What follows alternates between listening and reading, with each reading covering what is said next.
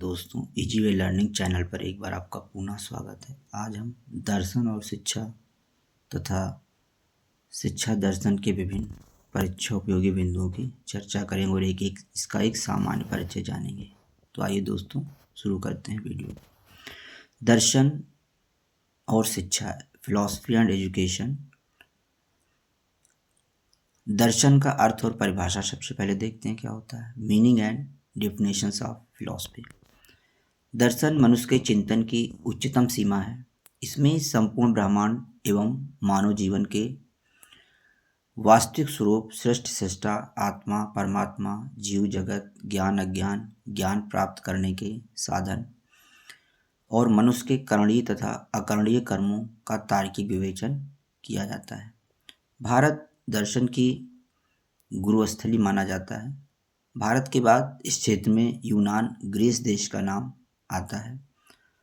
आज तो संसार के प्राय सभी सभ्य देशों में दर्शन का विकास हो रहा है, परंतु दर्शन के विषय में भारतीय और पाश्चात्य दृष्टिकोणों में थोड़ा अंतर है। तो आइए दर्शन के वास्तविक स्वरूप को समझते हैं कि दर्शन क्या होता है। सबसे पहले हम दर्शन के भारतीय संप्रत्यय को समझते हैं।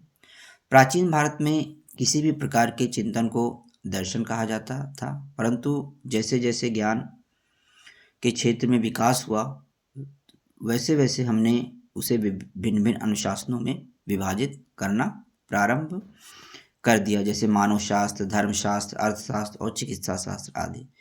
ज्ञान की उस शाखा को जिसमें अंतिम सत्य, अल्टीमेट रियलिटी की खोज की जाती है, उसे हमने दर्शन शास्त्र की संज्ञा दी। उपनिषद काल में दर्शन को इसी रूप में स्वीकार किया जाता था।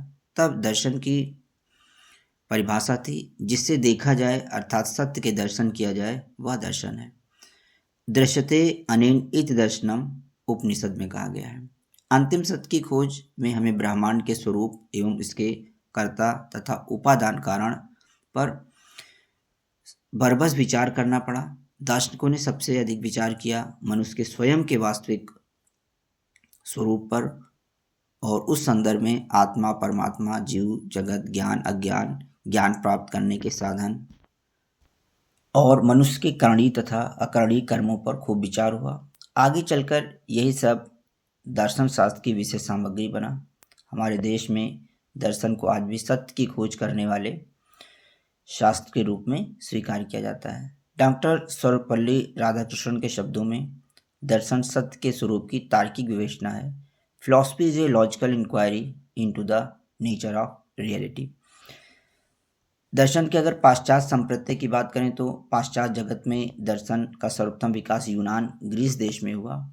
प्रारंभ में तो वहाँ भी दर्शन का क्षेत्र बड़ा व्यापक था, परंतु जैसे जैसे ज्ञान के क्षेत्र में विकास हुआ, दर्शन एक स्वतंत्र अनुशासन के रूप में सीमित होता चला गया। दर्शन के लिए अंग्रेजी में फिलॉसफी शब्द का प्रयोग किया जाता है, जो दो ग्रीक शब्दों फिलास तथा सोफिया से मिलकर बना है। फिलॉस का अर्थ है प्रेम और सोफिया का अर्थ है ज्ञान, इसलिए फिलॉसफी का अर्थ होता है ज्ञान से प्रेम। यह दर्शन का विस्तृत अर्थ है। यूनानी ग्रीक दार्शनिक प्लेटो दर्शन को इसी अर्थ में स्वीकार करते थे। उनके शब्दों में वह व्यक्ति जो सभी प्रकार का ज्ञान प्राप्त करने की इच्छा रखता है और सीखने के लिए सदैव उत्सुक रहता है, कभी भी संतोष करके रुकता नहीं है, वास्तविक दार्शनिक है। परंतु सब कुछ जानने से उनका अर्थ सब कुछ के पीछे छिपे मूल तत्व को जानने से है। प्लेटो के अनुसार पदार्थों के सनातन स्वरूप का ज्ञान प्राप्त करना ही दर्शन है। Philosophy aims at knowledge of eternal nature of things. Plato के शिष्य अरस्तु प्रत्यय के साथ साथ व्यवहारिकता पर भी बल देते थे। उन्होंने प्लेटो द्वारा प्रस्तुत दर्शन की परिभाषा को थोड़ा अंतर के साथ प्रस्तुत किया। अरस्तु के अनुसार दर्शन एक ऐसा विज्ञान है जो परम तत्व के यथार्थ स्वरूप की जांच करता है। Philosophy is the science which investigates the nature of being as it is in itself. German दार्शनिक कांट महोदय ने दर्शन को केवल ज्ञान शास्त्र के रूप में परिभाषित किया है। इनका मानना है कि दर्शन बोध क्रिया का विज्ञान और उसकी आलोचना है। जर्मन दार्शनिक कांट महोदय कहते हैं कि दर्शन बोध क्रिया का विज्ञान और उसकी आलोचना है। Philosophy is the science and criticism of cognitions, Kant. Fichte महोदय ने भी दर्शन को इसी रूप में परिभाषित किया है। उनके शब्दों में दर्शन ज्ञान का विज्ञान है। Philosophy is the science of knowledge, Fichte. Comte महोदय का विचार है कि दर्शन विज्ञानों का विज्ञान है। Philosophy is the science of sciences, Comte के अनुसार। और हर्बर्ट स्पेंसर के शब्दों में दर्शन विज्ञानों का समन्वय या विश्वव्यापक विज्ञान है।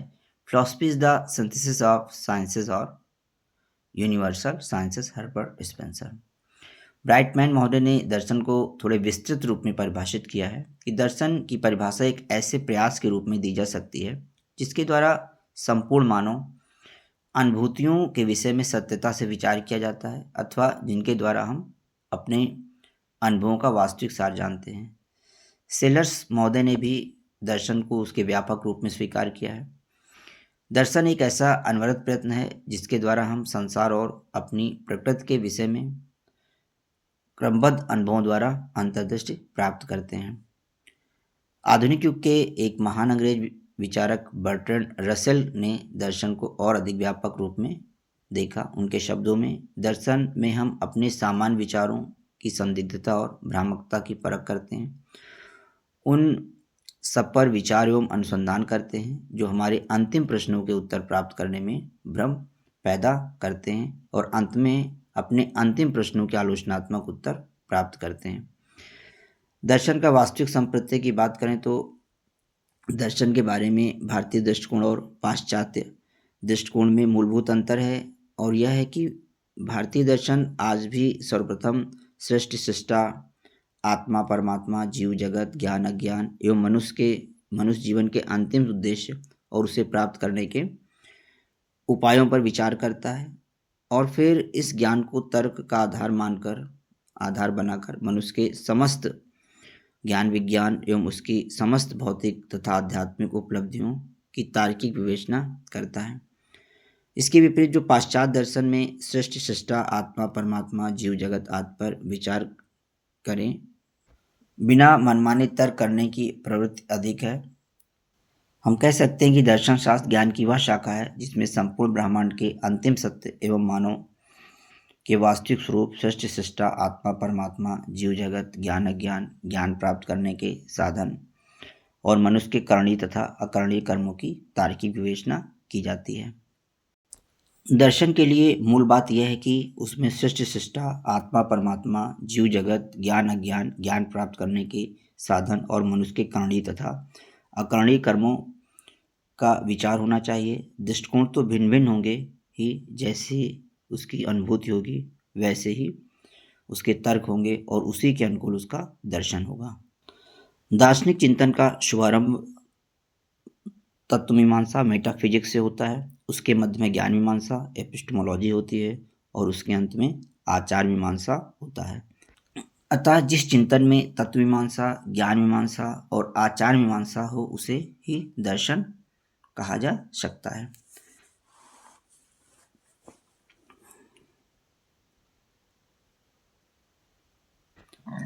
तो आइए अब दर्शन के अध्ययन क्षेत्र और विषय वस्तु की चर्चा कर लेते हैं। प्राय लोग किसी भी विषय अनुशासन के अध्ययन क्षेत्र और विषय वस्तु में भेद नहीं करते, परंतु इन दोनों में थोड़ा अंतर होता है। अध्ययन क्षेत्र का अर्थ उस सीमा से होता है जहाँ तक किसी विषय का अध्ययन किया जाना चाहिए अथवा किया जा सकता है, जबकि विषय वस्तु का अर्थ उस सीमा से होता है जिस सीमा तक अध्ययन किया जा सका है। जहाँ तक दर्शन के क्षेत्र की बात है तो यह बहुत बड़ा व्यापक है। उसमें संपूर्ण ब्रह्मांड और उसकी समस्त वस्तुओं एवं क्रियाओं के वास्तविक स्वरूप की खोज की जाती है और की खोज आ जाती है और परंतु इस क्षेत्र में हमने अभी तक जो कुछ भी सोच समझ हम पाए हैं वह दर्शन की विषय वस्तु है। भारतीय चिंतक दर्शन के अध्ययन क्षेत्र को मुख्य रूप से 3 भागों में बांटते हैं: तत्व मीमांसा मेटाफिजिक्स, ज्ञान मीमांसा एपिस्टेमोलॉजी और आचार मीमांसा एथिक्स। दूसरी तरफ पाश्चात्य चिंतक दर्शन के अध्ययन क्षेत्र को मुख्य रूप से 5 भागों में विभक्त करते हैं: तत्व मीमांसा मेटाफिजिक्स, ज्ञान मीमांसा एपिस्टेमोलॉजी, मूल्य मीमांसा एक्सियोलॉजी, तर्कशास्त्र, लॉजिक और सौंदर्य शास्त्र। दर्शन के अध्ययन के क्षेत्र के इन भारतीयों पाश्चात्य वर्गीकरण के विषय में कुछ बातें स्पष्ट करना आवश्यक है। पहली यह कि भारतीय दर्शनों में आचार मीमांसा में मूल्य मीमांसा सम्मिलित होती है और पाश्चात्य दर्शनों में मूल्य मीमांसा में आचार मीमांसा सम्मिलित होती है, अतः इन्हें एक साथ लिया जा सकता है। दूसरी यह कि दर्शन में ज्ञान प्राप्त करने की विधियों के संदर्भ में तर्क विधियों को भी चर्चा की जाती है, अतः इसे ज्ञान मीमांसा के अंतर्गत ही रखा जा सकता है। तीसरी है कि दर्शन में केवल वास्तविक सौंदर्य पर विचार किया जाता है और इस वास्तविक सौंदर्य को प्राप्त करने की विधियों पर विचार किया जाता है।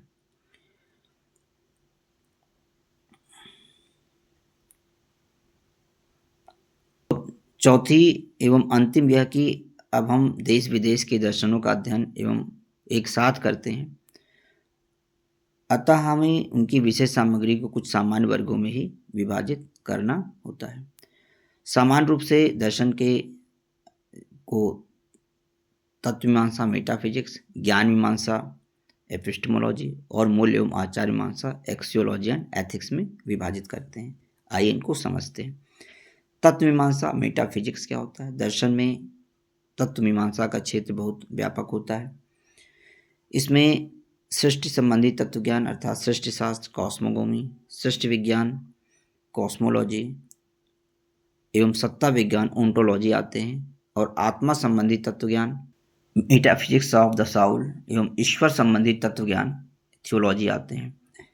इसमें सृष्टि सृष्टा, आत्मा परमात्मा, जीव जगत एवं जन्म मरण की व्याख्या के साथ साथ वास्तविक सौंदर्य की विवेचना भी की जाती है। इसे अब हम सौंदर्य शास्त्र एस्थेटिक्स कहते हैं। इस क्षेत्र में अब तक जो कुछ भी विचार किया जा चुका है उसकी तार्किक विवेचना इसकी विषय वस्तु है।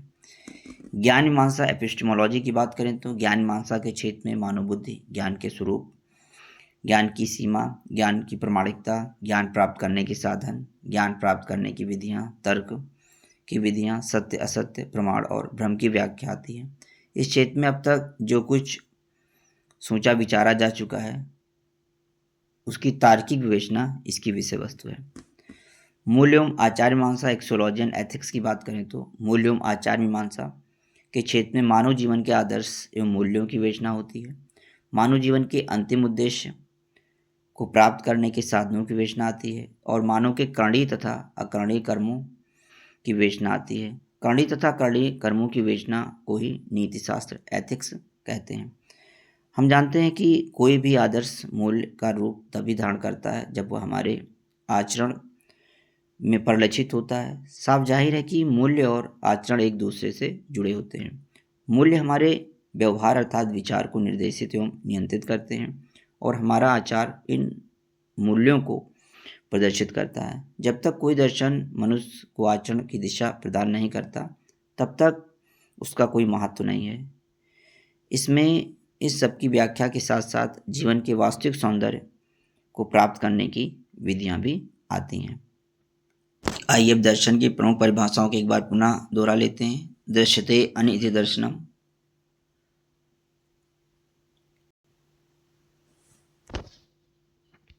उपनिषद में कहा गया है दृश्यते अनेन इति दर्शनम। उपनिषद के अनुसार दर्शन सत्य के स्वरूप की तार्किक विवेचना है। Philosophy is a logical inquiry into the nature of reality.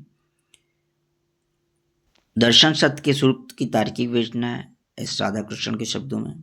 और दर्शन विज्ञानों का समन्वय एवं विश्व व्यापक विज्ञान है। हर्बर्ट स्पेंसर ने कहा है कि philosophy is the synthesis of sciences और यूनिवर्सल साइंसेस।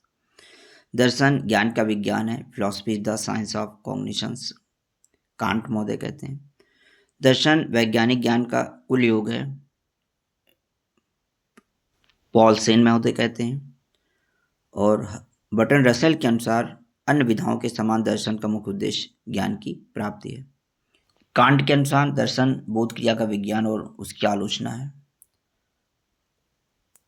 और ब्राइटमैन महोदय कहते हैं कि दर्शन अनिवार्यता अनुभव को जानने की एक विधि है या अनुभवों के विषय में परिणामों का व्यवस्थित ज्ञान समूह नहीं है। दर्शन के कार्य, फंक्शंस ऑफ फिलॉसफी की बात करें तो गौतम बुद्ध, महर्षि कणाद, कपिल, पतंजलि, सुकरात, प्लेटो, अरस्तु, नागार्जुन आदि दार्शनिकों के विचारों के अध्ययन के फलस्वरूप व्यक्ति को बौद्धिक संतुष्टि तो मिलती ही है, साथ में वह अधिक ज्ञान प्राप्त करने के लिए जिज्ञासु भी बनने लगता है। दर्शन का कार्य व्यक्ति को ज्ञान प्राप्त करने के लिए अधिक जिज्ञासु बनाना है। दूसरा, दर्शन व्यक्ति को जीवन के उद्देश्यों और लक्ष्यों को प्राप्त करने के साधनों को खोजने में सहायता करता है। यह भाषा, विचारों और सिद्धांतों का विश्लेषण करने में सहायक होता है। दर्शन चिंतन, मनन और ध्यान केंद्रित करने की विधि बताता है। यह विभिन्न तथ्यों के बीच अंतर्विरोधों को दूर कर सच्चाई तक पहुंचने के मार्ग की खोज करता है। दर्शन व्यक्ति को जीवन की समस्याओं का सामना करने और सुलझाने में मदद करता है। यह ब्रह्मांड, ईश्वर, आत्मा, सत्य, चित, आनंद आदि से संबंधित प्रश्नों का हल ढूंढने में सहायता करता है। आइए अब दर्शन और शिक्षा में संबंध क्या होता है इसको समझ लेते हैं। Relation between philosophy and education. दर्शन और शिक्षा में अटूट संबंध है, ये एक दूसरे पर आश्रित हैं। दर्शन इस ब्रह्मांड और उनमें मानव जीवन की व्याख्या करता है। इसमें मनुष्य जीवन के अंतिम उद्देश्य और उस उद्देश्य को प्राप्त करने के साधन मार्गों पर भी विचार किया जाता है। अब ये उद्देश्य कैसे प्राप्त होंगे, इसमें शिक्षा हमारी सहायता करता है। शिक्षा हमारे आचार विचार में परिवर्तन करती है, हमें नए ज्ञान की खोज करने के लिए अवलोकन, परीक्षण, चिंतन और मनन शक्तियों का विकास करती है।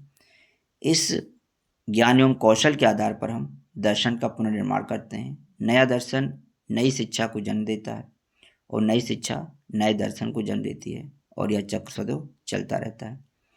पहले हम समझेंगे कि दर्शन का शिक्षा पर क्या प्रभाव है, फिर शिक्षा का दर्शन का प्रभाव पड़ता है, इनको समझेंगे।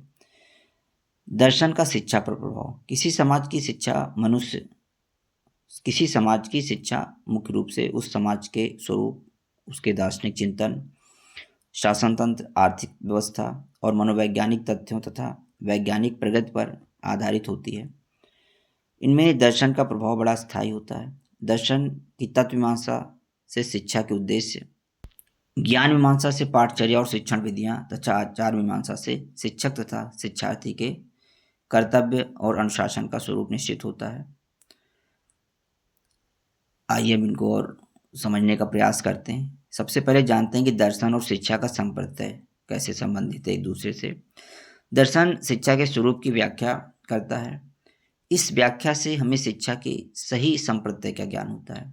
उदाहरण के लिए प्रकृतिवादी दर्शन शिक्षा को प्राकृतिक प्रक्रिया मानते हैं, प्रयोजनवादी दर्शन उसे सामाजिक प्रक्रिया मानते हैं और आदर्शवादी दर्शन उसे आत्मिक प्रक्रिया मानते हैं। दर्शन और शिक्षा के उद्देश्य की बात करें तो दर्शन का सर्वप्रथम भाग तत्व मीमांसा होता है।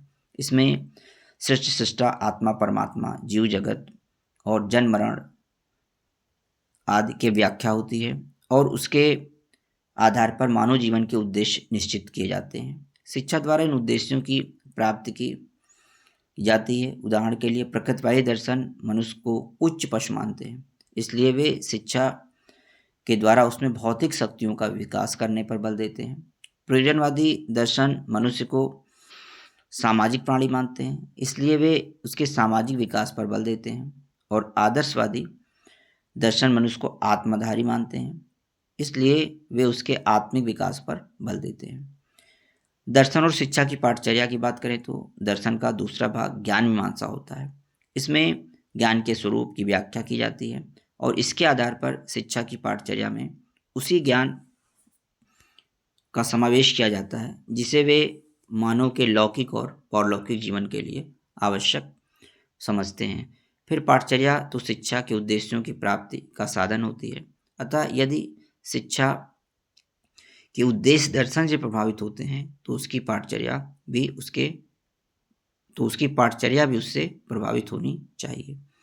ऐतिहासिक तत्व भी इसका समर्थन करते हैं। जिस समाज में प्रकृतिवादी दर्शन का बोलबाला होता है उसमें मनुष्य को सुखपूर्वक जीवन व्यतीत करने के लिए तैयार किया जाता है और शिक्षा की पाठचर्या में शारीरिक क्रियाओं, भौतिक विज्ञानों एवं व्यावसायिक विषयों को मुख्य स्थान दिया जाता है। जिस समाज में प्रयोजनवादी दर्शन का प्रभाव होता है उसकी शिक्षा में सामाजिक विषयों एवं क्रियाओं को मुख्य स्थान दिया जाता है। और जिस समाज में आदर्शवादी दर्शन का प्रभाव होता है उसमें आत्मानुभूति के लिए शिक्षा की पाठचर्या में साहित्य, धर्म, दर्शन को मुख्य स्थान दिया जाता है। दर्शन और शिक्षण विधियां। दर्शन की ज्ञान मीमांसा में मानव की बुद्धि, ज्ञान और ज्ञान प्राप्त करने की विधियों की व्याख्या होती है। इसी के आधार पर दार्शनिक शिक्षण विधियों का विधान करते हैं। उदाहरण के लिए प्रकृतिवादी दर्शन मनुष्य को केवल मनुशारीरिक प्राणी मानते हैं, इसलिए वे इंद्रियों द्वारा सीखने पर बल देते हैं। प्रयोजनवादी दर्शन मनुष्य को सामाजिक प्राणी मानते हैं, इसलिए वे सामाजिक क्रियाओं द्वारा शिक्षा पर बल देते हैं। और आदर्शवादी दर्शन मनुष्य को आत्माधारी मानते हैं, इसलिए वे आत्म केंद्रित विधियों पर बल देते हैं। दर्शन और अनुशासन की बात करें तो इनमें क्या संबंध है, आइए इसको समझते हैं। दर्शन का तीसरा मुख्य भाग होता है मूल्य एवं आचार मीमांसा। इसमें मनुष्य को क्या कर्म करने चाहिए और क्या नहीं करने चाहिए इसकी विशद व्याख्या होती है। इस ज्ञान के आधार पर ही अनुशासन का संप्रत्यय निश्चित किया जाता है। उदाहरण के लिए प्रकृतिवादी दर्शन मनुष्य को एक प्राकृतिक रचना मानते हैं, इसलिए वे उसे प्राकृतिक नियमों का पालन करने की सलाह देते हैं। वे केवल प्राकृतिक नैतिकता के हामी हैं। प्रयोजनवादी दर्शन मनुष्य को एक सामाजिक प्राणी मानते हैं, इसलिए वे सामाजिक नियमों के पालन को अनुशासन कहते हैं। वे सामाजिक नैतिकता के हामी हैं। और आदर्शवादी दर्शन मनुष्य को आत्माधारी मानते हैं, इसलिए वे दैवीय नियमों के पालन को अनुशासन कहते हैं। वे आध्यात्मिक नैतिकता के हामी हैं। दर्शन और शिक्षक शिक्षार्थी के संबंधों की चर्चा करें तो दर्शन की जो तत्व मीमांसा में मनुष्य के स्वरूप और आचार मीमांसा में उसके करणीय तथा करणीय कर्मों की विशद व्याख्या की जाती है। दर्शन की इस व्याख्या के अनुसार ही शिक्षक और शिक्षार्थी का स्वरूप और उनके कर्तव्य निश्चित होते हैं। उदाहरण के लिए प्रकृतिवादी दर्शन यह मानते हैं कि मनुष्य केवल प्राकृतिक रचना है जो जन्म से कुछ मूल शक्तियों, मूल प्रवृत्तियों को लेकर पैदा होता है और इन्हीं के आधार पर उसका विकास होता है। इसलिए वे शिक्षार्थी को आत्म प्रकाशन की छूट देते हैं और शिक्षक से केवल इतनी ही आशा करते हैं कि वे शिक्षार्थी के स्वाभाविक विकास में सहायता करें। प्रयोजनवादी दर्शन मनुष्य को सामाजिक प्राणी मानते हैं, इसलिए वे शिक्षक और शिक्षार्थी दोनों को सामाजिक आचरण करने की सलाह देते हैं और इसके लिए उनमें सर्वप्रथम सामाजिक स्वभाव का विकास करने पर बल देते हैं। और आदर्शवादी दर्शन मनुष्य को आत्माधारी मानते हैं, इसलिए शिक्षक तथा शिक्षार्थी में भेद नहीं करते। वे दोनों को इंद्रिय निग्रह और आत्मनियंत्रण की सलाह देते हैं। दर्शन और विद्यालय। प्राय सभी दार्शनिक मनुष्य के लिए आचार संहिता तैयार करते हैं और इसके लिए शिक्षा का विधान करते हैं। अब यह शिक्षा कहाँ दी जाए, कैसे दी जाए, इस पर भी वे प्रकाश डालते हैं। प्रकृतिवादी दार्शनिक विद्यालयों में शिक्षकों द्वारा लादी गई किसी भी प्रकार की व्यवस्था का विरोध करते हैं। प्रकृतिवादी विद्यालयों में बच्चों कभी भी और कुछ भी करने के लिए स्वतंत्र होते हैं। प्रयोजनवादी दार्शनिक विद्यालयों में उच्च सामाजिक पर्यावरण बनाने पर बल देते हैं। इनके विद्यालयों में बच्चे सामूहिक रूप से सामूहिक क्रियाओं में भाग लेकर सीखते हैं। आदर्शवादी दार्शनिक विद्यालयों में आध्यात्मिक पर्यावरण बनाने पर बल देते हैं। इनके विद्यालयों में शिक्षक आत्मज्ञानी और शिक्षार्थी आज्ञाकारी होते हैं।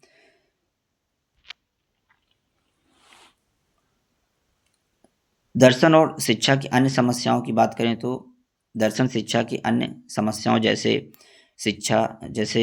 बात करें तो जन शिक्षा, स्त्री शिक्षा और शिक्षा में राज्य के हस्तक्षेप आदि पर भी विचार करता है।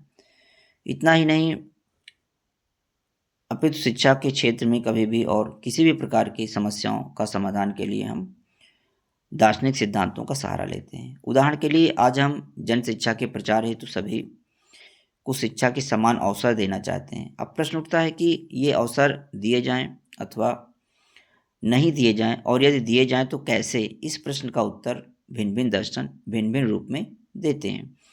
प्रकृतिवादी दर्शन मनुष्य को केवल प्राकृतिक रचना मानते हैं और यह मानते हैं कि सभी मनुष्य जन्म से कुछ शक्तियां लेकर पैदा होते हैं और उनका विकास इन शक्तियों पर निर्भर करता है। और चूंकि मनुष्यों की इन जन्मजात शक्तियों में भिन्नता होती है, इसलिए हम सब मनुष्यों को एक सा नहीं बना सकते, अतः भिन्न भिन्न बच्चों के लिए भिन्न भिन्न प्रकार की शिक्षा की व्यवस्था करनी होगी।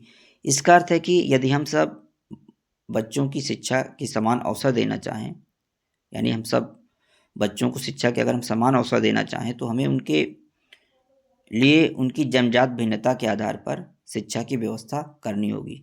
प्रयोजनवादी दर्शन मनुष्य के व्यक्तित्व यानी व्यक्तित्व का आदर तो करते हैं, परंतु सामाजिक परिप्रेक्ष्य में वे प्रयोजनवादी बिना समाज व्यक्ति की कल्पना नहीं करते। वे शिक्षा को मनुष्य का जन्मसिद्ध अधिकार मानते हैं, परंतु यह शिक्षा समाज के अनुकूल होगी। वे जन शिक्षा को व्यष्टि एवं समाज दोनों के हितों के लिए आवश्यक समझते हैं।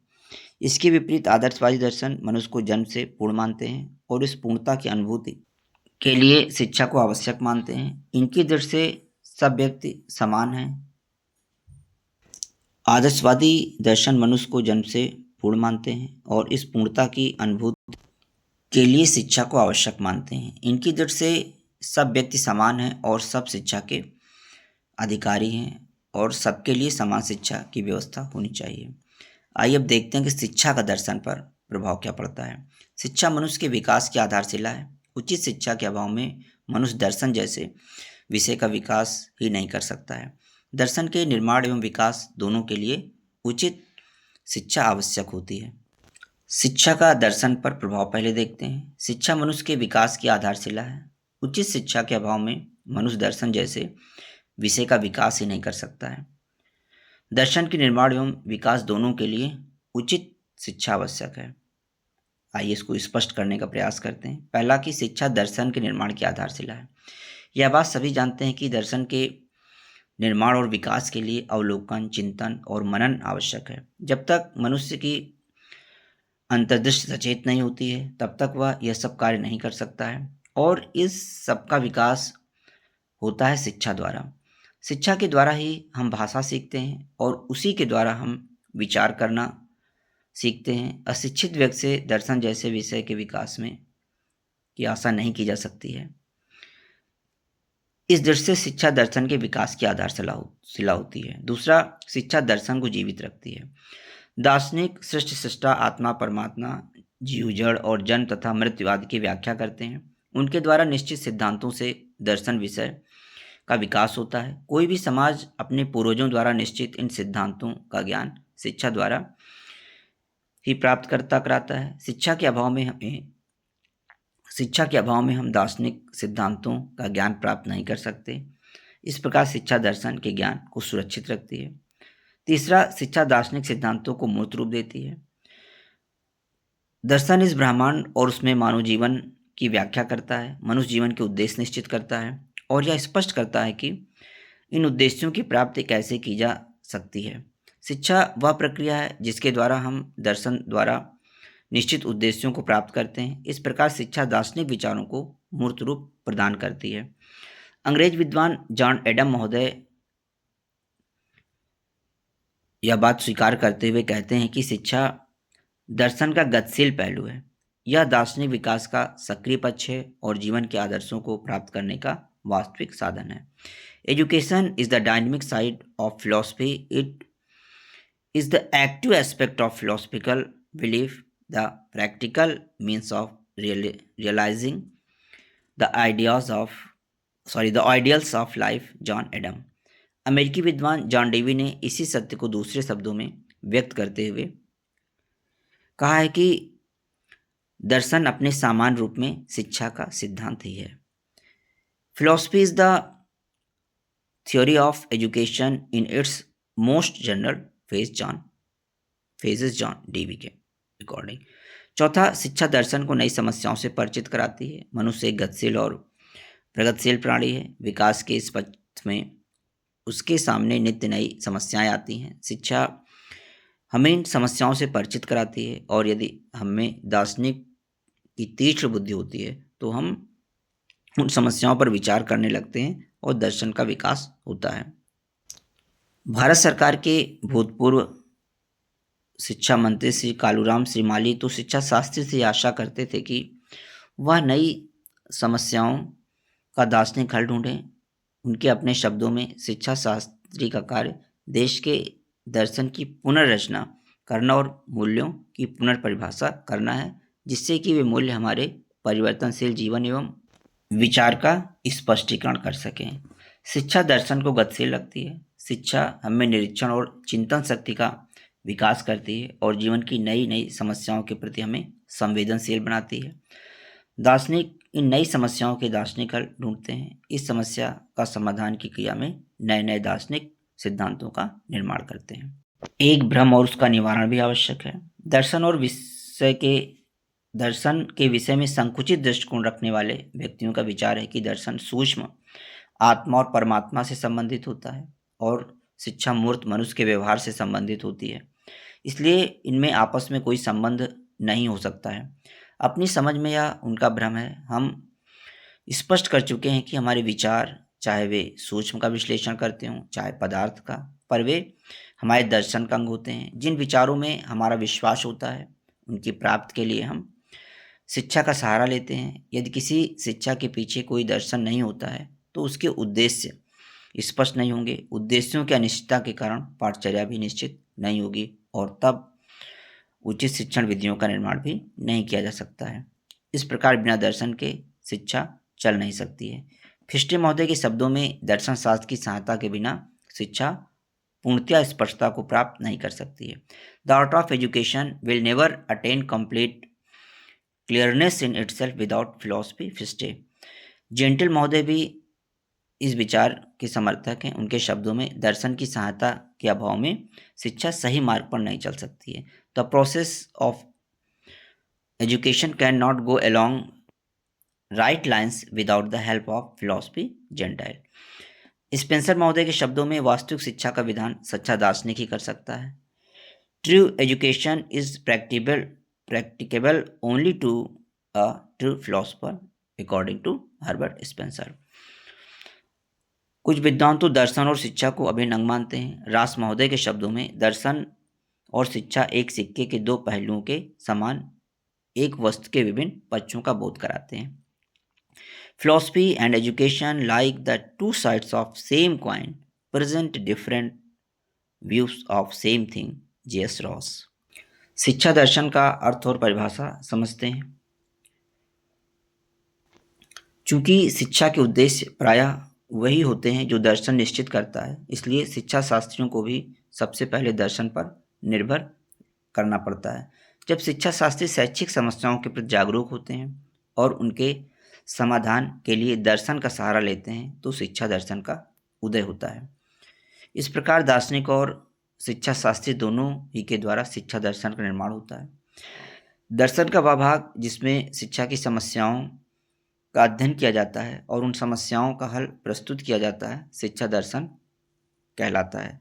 दर्शन मनुष्य जीवन की व्याख्या और उसके अंतिम उद्देश्य और इस अंतिम उद्देश्य की प्राप्ति के लिए साधन मार्ग निश्चित करता है और शिक्षा दर्शन में इन उद्देश्यों एवं साधनों की व्याख्या होती है। इसके साथ साथ इसमें यथा उद्देश्यों की प्राप्ति के लिए शिक्षा प्रक्रिया के स्वरूप पर भी विचार किया जाता है। हेंडरसन महोदय के शब्दों में शिक्षा दर्शन शिक्षा की समस्याओं के अध्ययन में दर्शन का प्रयोग है। शिक्षा दर्शन दर्शन की वह शाखा है जिसमें मनुष्य और उसकी शिक्षा के स्वरूप की विभिन्न दार्शनिक मतों के आधार पर व्याख्या की जाती है और उनकी शिक्षा संबंधी समस्याओं के दार्शनिक हल प्रस्तुत किए जाते हैं। शिक्षा दर्शन की प्रकृति की चर्चा कर लेते हैं। भारतीय दर्शन और पाश्चात्य दर्शन में मूलभूत अंतर है। भारतीय दर्शन अंतिम सत्य अल्टीमेट रियलिटी की खोज की ओर प्रवृत्त है और इस खोज में वह सृष्टि सृष्टा आत्मा परमात्मा जीव जगत और जन्म मरण पर विचार करता है और मनुष्य जीवन पर समग्र रूप से विचार करता है। हाँ, यह बात अवश्य है कि कुछ दार्शनिकों के मत उनके आत्मदर्शन और साक्षात अनुभूतियों पर आधारित होते हैं और कुछ के केवल तर्क पर आधारित होते हैं, परंतु पाश्चात्य दर्शन तो केवल तर्क की नींव पर ही खड़ा है। वह तो एकदम तर्क प्रधान शास्त्र है और चूंकि शिक्षा दर्शन का विकास पाश्चात्य दर्शन में हुआ है इसलिए उसका भी तर्क प्रधान होना स्वाभाविक है। शिक्षा दर्शन, दर्शन शास्त्र और शिक्षा शास्त्र दो विषयों की संयुक्त उपज है।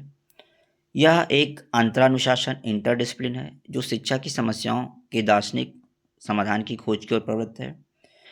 यह एक तर्क प्रधान लॉजिकल शास्त्र है, प्रयोग सिद्ध एम्पिरिकल विज्ञान नहीं है। तर्क शास्त्रों में भी यह व्यक्तिनिष्ठ सब्जेक्टिव शास्त्र है, वस्तुनिष्ठ ऑब्जेक्टिव शास्त्र नहीं है। यह किसी भी शैक्षिक समस्या पर विभिन्न दार्शनिक चिंतनों के आधार पर चिंतन करता है और उसके आधार पर भिन्न भिन्न समाधान सुझाता है। यह किसी भी शैक्षिक समस्या के संभावित समाधान टेंटेटिव सॉल्यूशन की खोजता है। निश्चयात्मक समाधान परफेक्ट सॉल्यूशन नहीं देता है। यह एक निर्देशात्मक शास्त्र है, निश्चयात्मक शास्त्र नहीं है। आइए अब शिक्षा दर्शन की आवश्यकता और उपयोगिता और महत्व की चर्चा कर लेते हैं।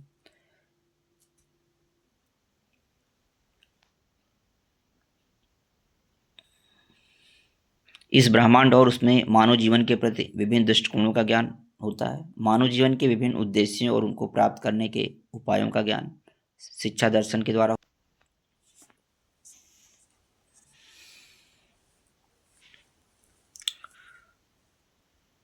शिक्षा की पाठचर्या, शिक्षण विधि, शिक्षक शिक्षार्थी संबंध, जन शिक्षा, स्त्री शिक्षा जैसे विभिन्न दृष्टिकोणों का ज्ञान जो है शिक्षा दर्शन के माध्यम से होता है। आइए पाश्चात्य दृष्टिकोण और भारतीय दृष्टिकोण से दर्शन की व्याख्या देखते हैं। सबसे पहले हम पाश्चात्य दृष्टिकोण से दर्शन की व्याख्या को समझेंगे। विचार करना या चिंतन करना मनुष्य का एक विशेष मानवीय गुण है। यह अपनी इस चिंतनशीलता को एक ही ओर केंद्रीभूत नहीं कर सकता है। उसकी दिशाएं बदलती रहती हैं। कभी वह कुछ सोचता है एवं कभी कुछ। विषय का बदलना स्वाभाविक रूप में होता है। इसके कारण मनुष्य के ज्ञान के क्षेत्र में बहुत सी धाराएं या शाखाएं फूट पड़ती हैं अथवा उनके ज्ञान भंडार में बहुत से विभाग, डिपार्टमेंट बन जाते हैं। दार्शनिक चिंतन, फिलोसफिकल थिंकिंग भी मनुष्य की चिंतनशीलता या विवेकशीलता की एक विशेष शाखा है। इसकी प्रगति भी एक विशेष दिशा में विशेष उद्देश्य को लेकर होती रहती है। मनुष्य अपनी चिंतनशीलता के कारण इस विशाल विश्व या प्रकृति के रहस्यों को उसकी संपूर्णता वोलनेस में समझना चाहता है। अर्थात संक्षेप में दर्शन शास्त्र को पाश्चात्य दृष्टिकोण से निम्न शब्दों में परिभाषित किया जा सकता है। दर्शन मनुष्य का एक निष्पक्ष बौद्धिक प्रयत्न है जिसके द्वारा वह विश्व को उसकी संपूर्णता में समझने की चेष्टा करता है। Philosophy is A impartial intellectual pursuit of human being by which they try to understand the universe in its wholeness. पाश्चात्य दृष्टिकोण से दर्शन की दूसरी विशेषता दर्शन को बुद्धि या तर्क, इंटेलेक्ट और रीजन की एक क्रिया के रूप में माना जाता है। यद्यपि इस बात पर भी विभिन्न पाश्चात्य दार्शनिकों में एक मत नहीं है, फिर भी पाश्चात्य दर्शन में बौद्धिकता का स्थान सबसे ऊंचा है। इसके अलावा दर्शन शास्त्र अनुभूतियों पर भी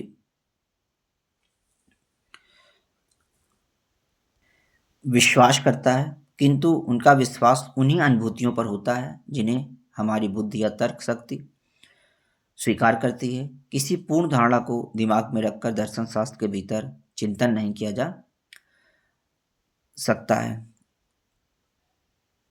महान पाश्चात्य दार्शनिक लॉक के शब्दों में दार्शनिक चिंतन के लिए मनुष्य को अपना दिमाग बिल्कुल ही साफ और स्वच्छ स्लेट टेबला रसा की तरह से रखना चाहिए जिस पर पहले से कोई विचार अंकित ना हो। जिस तरह से एक बालक पढ़ाई शुरू करने से पहले स्लेट को बिल्कुल साफ सुथरा कर स्कूल जाता है, उसी तरह दर्शन शास्त्र के मंदिर में प्रवेश करने से पहले मनुष्य को अपने दिमाग की पूर्व धारणाओं को मिटाकर बिल्कुल ही दिमाग को साफ सुथरा रखना चाहिए ताकि दर्शन की छाप ठीक से उभर सके।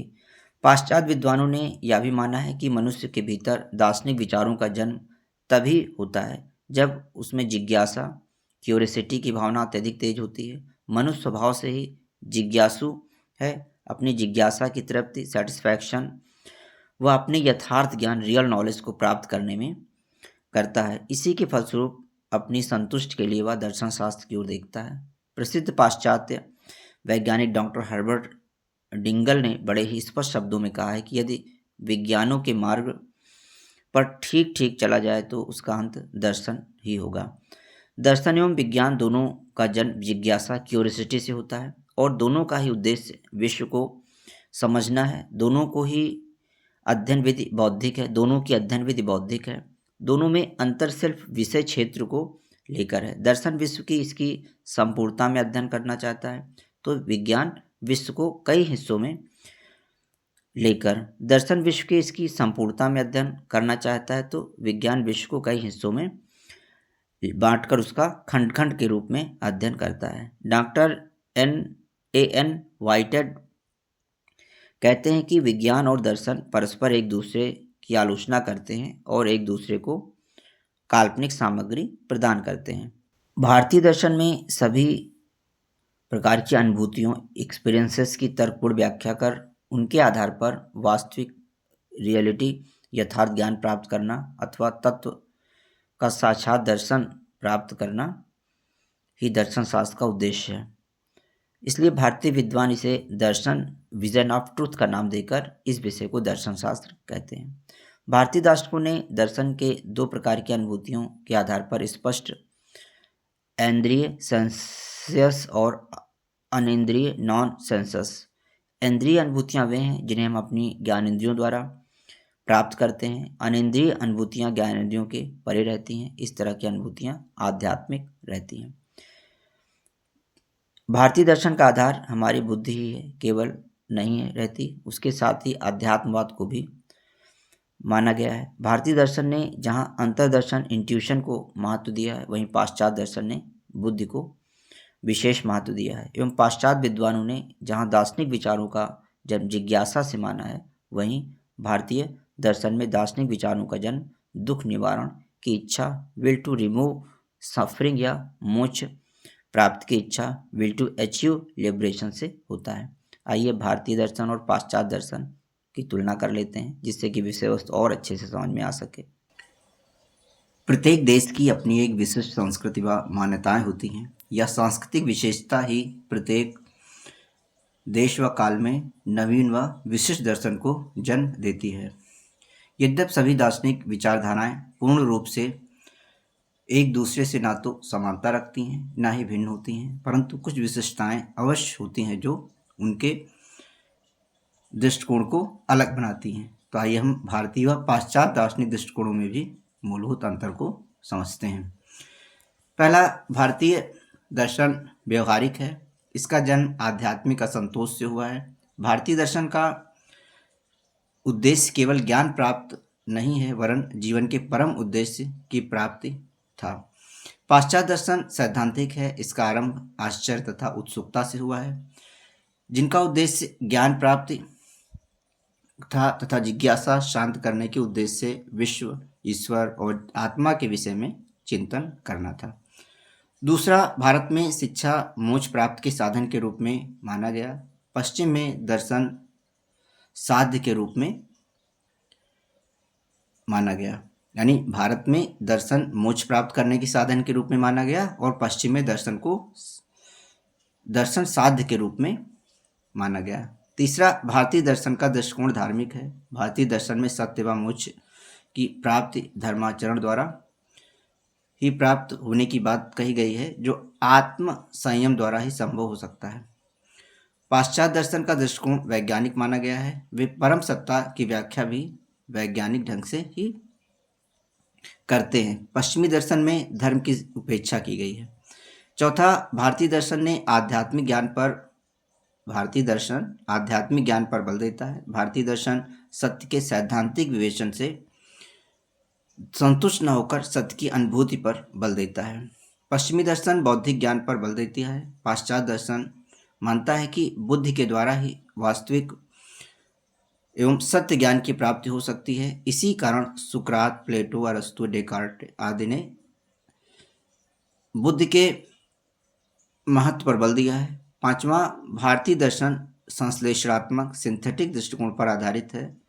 बीएन सेल के अनुसार भारतीय दार्शनिक प्रमाण विज्ञान, तर्क विज्ञान, नीति विज्ञान, ईश्वर विज्ञान आदि की समस्याओं पर एक ही साथ विचार करते हैं। पाश्चात्य दर्शन विश्लेषणात्मक एनालिटिक दृष्टिकोण पर आधारित है। पाश्चात्य दर्शन में नीति विज्ञान, एथिक्स तथा तत्व विज्ञान, मेटाफिजिक्स, प्रमाण विज्ञान, एपिस्टेमोलॉजी, ईश्वर विज्ञान, थियोलॉजी, सौंदर्य विज्ञान, एस्थेटिक्स आदि की व्याख्या अलग अलग की गई है।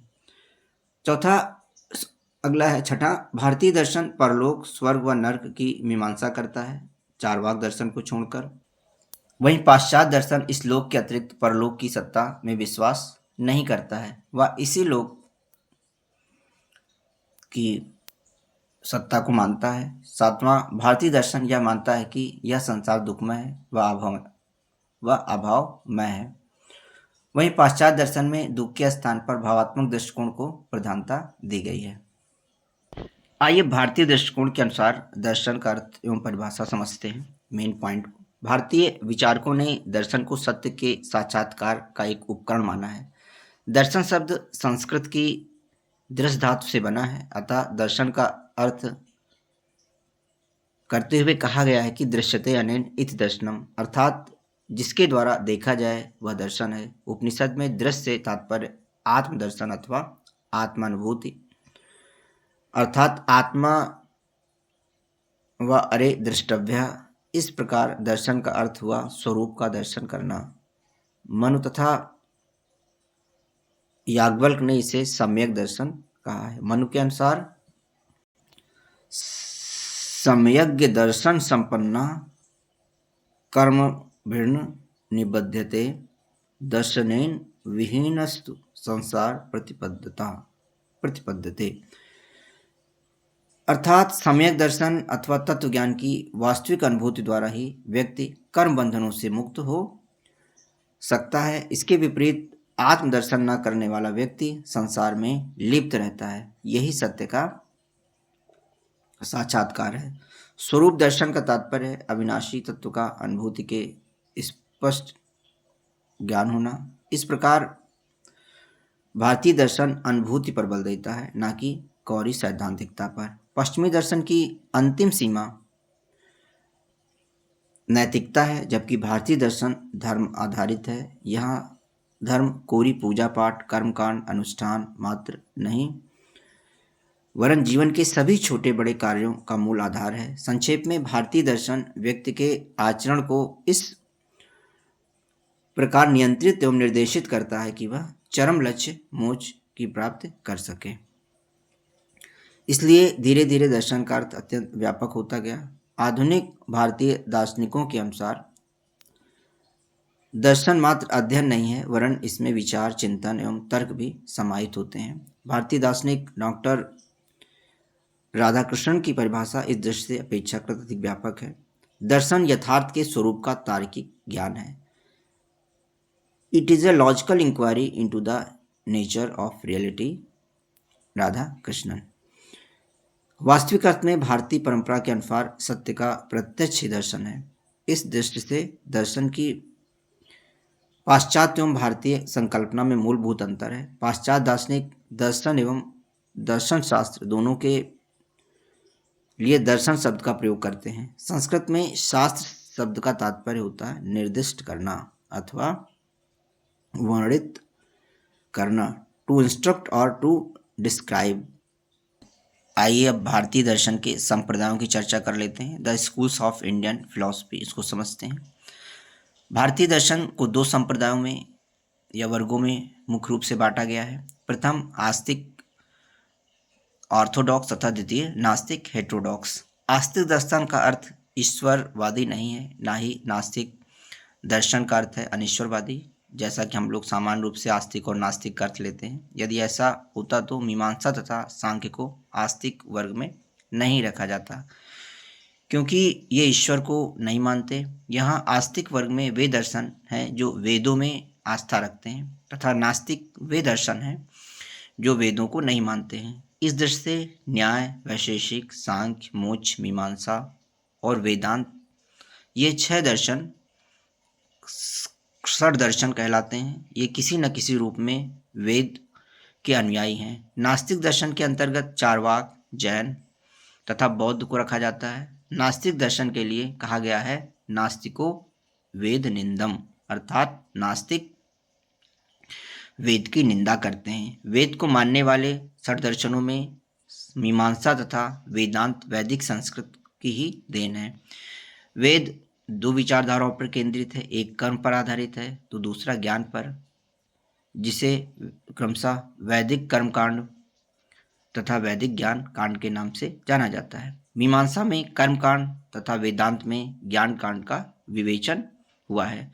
मीमांसा तथा वेदांत दोनों में ही वैदिक विचारों की मीमांसा हुई है। इस कारण कभी कभी दोनों को मीमांसा ही कहा दिया जाता है। मीमांसा को पूर्व मीमांसा या कर्म मीमांसा तथा वेदांत को उत्तर मीमांसा या ज्ञान मीमांसा भी कहा जाता है। सांख्य, योग, न्याय तथा वैशेषिक दर्शन की उत्पत्ति लौकिक विचारों से हुई है, वैदिक विचारों से नहीं हुई है, परंतु ये वेद विरोधी नहीं थे। वैदिक संस्कृत के विरोध में हुई प्रतिक्रियाओं ने चारवाक, बौद्ध तथा जैन दर्शन को जन्म दिया है।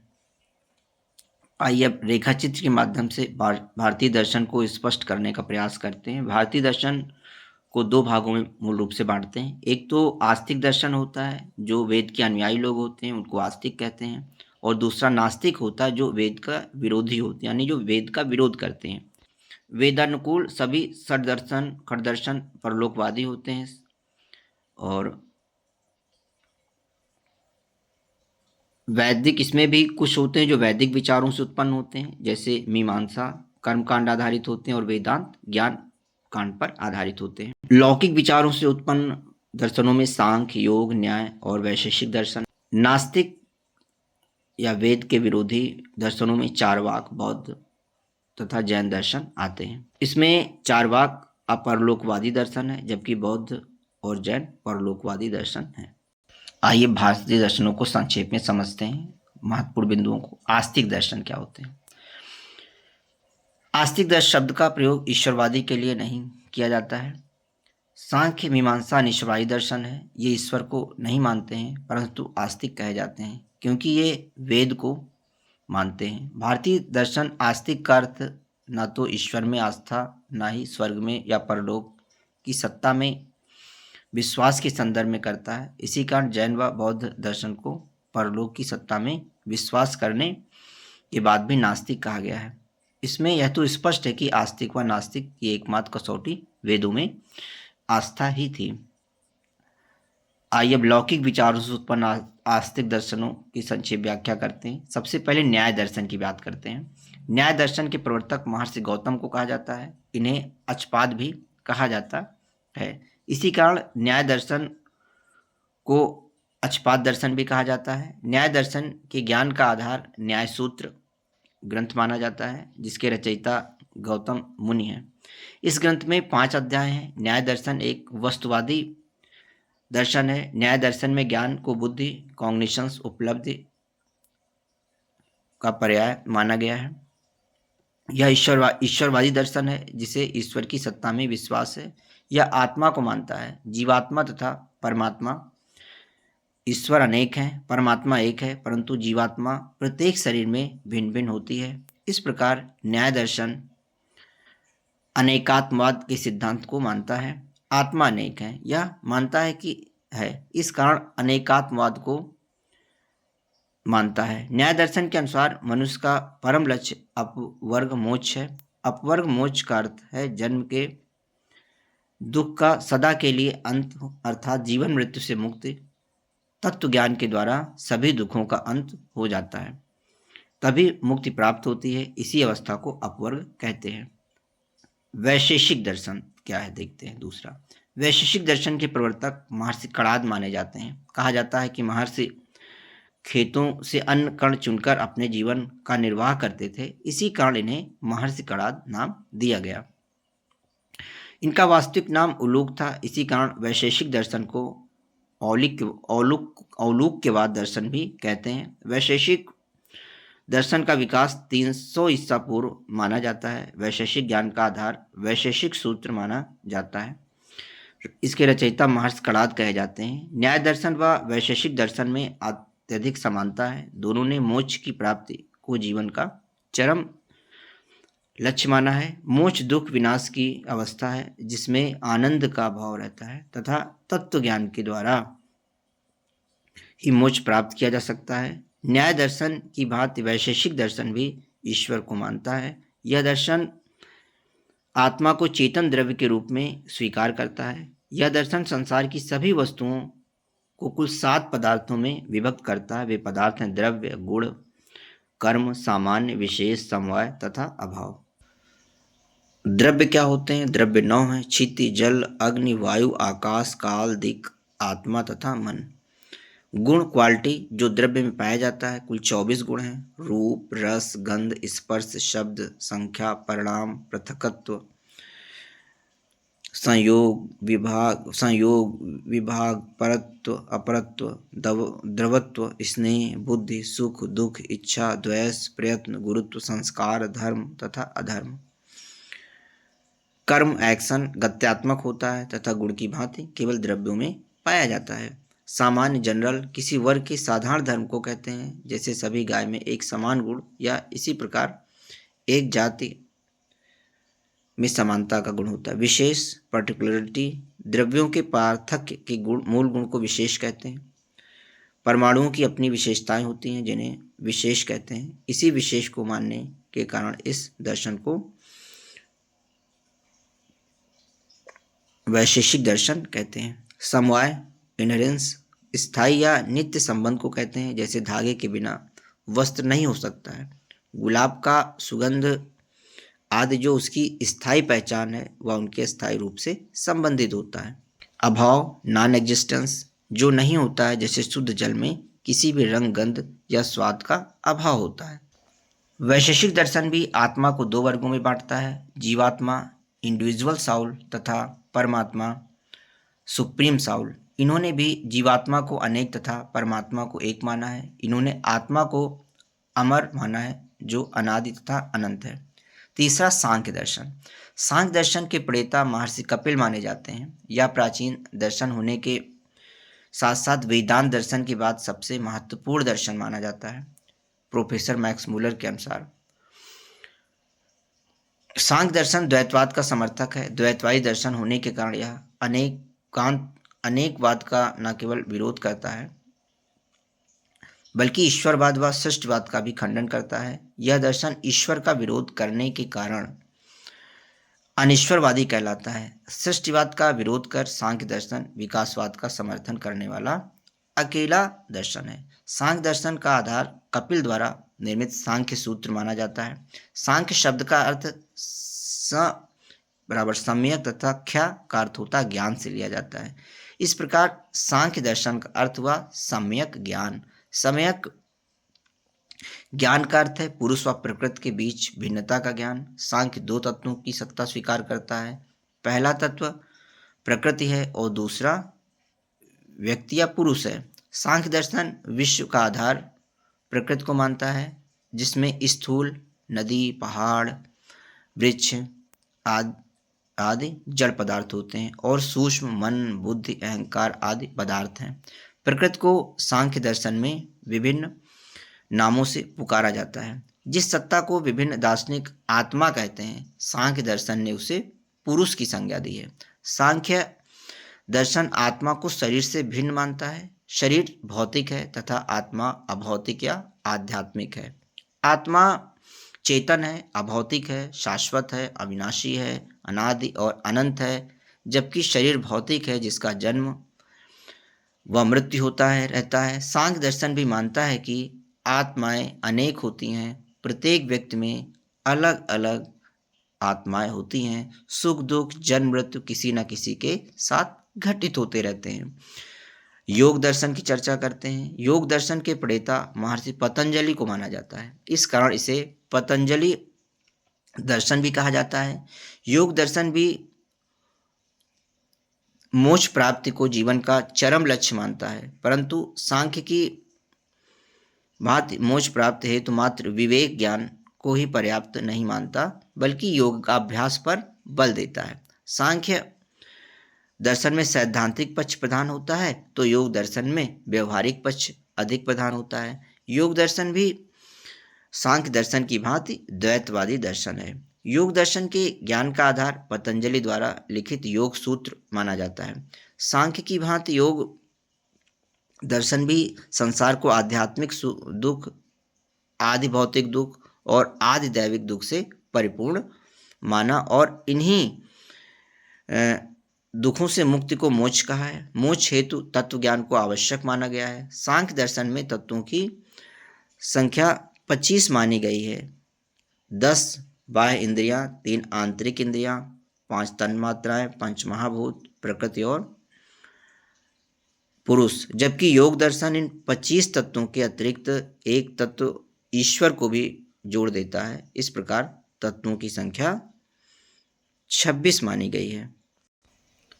योग दर्शन में योग का अर्थ है चित्त वृत्ति का निरोध। मन, अहंकार और बुद्धि को चित्त कहा गया है, जिसे अत्यंत चंचल माना गया है, जिसका निरोध आवश्यक है। मोक्ष हेतु तत्व ज्ञान पर बल दिया गया है, जिसकी प्राप्ति चित्त निरोध से ही संभव होगी। इसके लिए योग मार्ग की 8 सीढ़ियां हैं, जिसे अष्टांग मार्ग कहा जाता है। यह है यम, नियम, आसन, प्राणायाम, प्रत्याहार, धारणा, ध्यान तथा समाधि।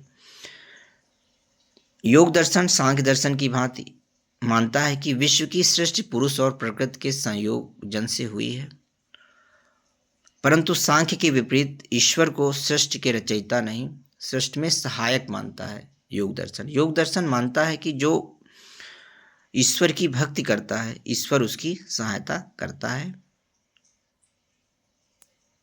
ओम को ईश्वर का प्रतीक मानते हैं। वैदिक विचारधारा से उत्पन्न आस्तिक दर्शन अब देखते हैं कौन कौन से हैं। एक तो है मीमांसा दर्शन।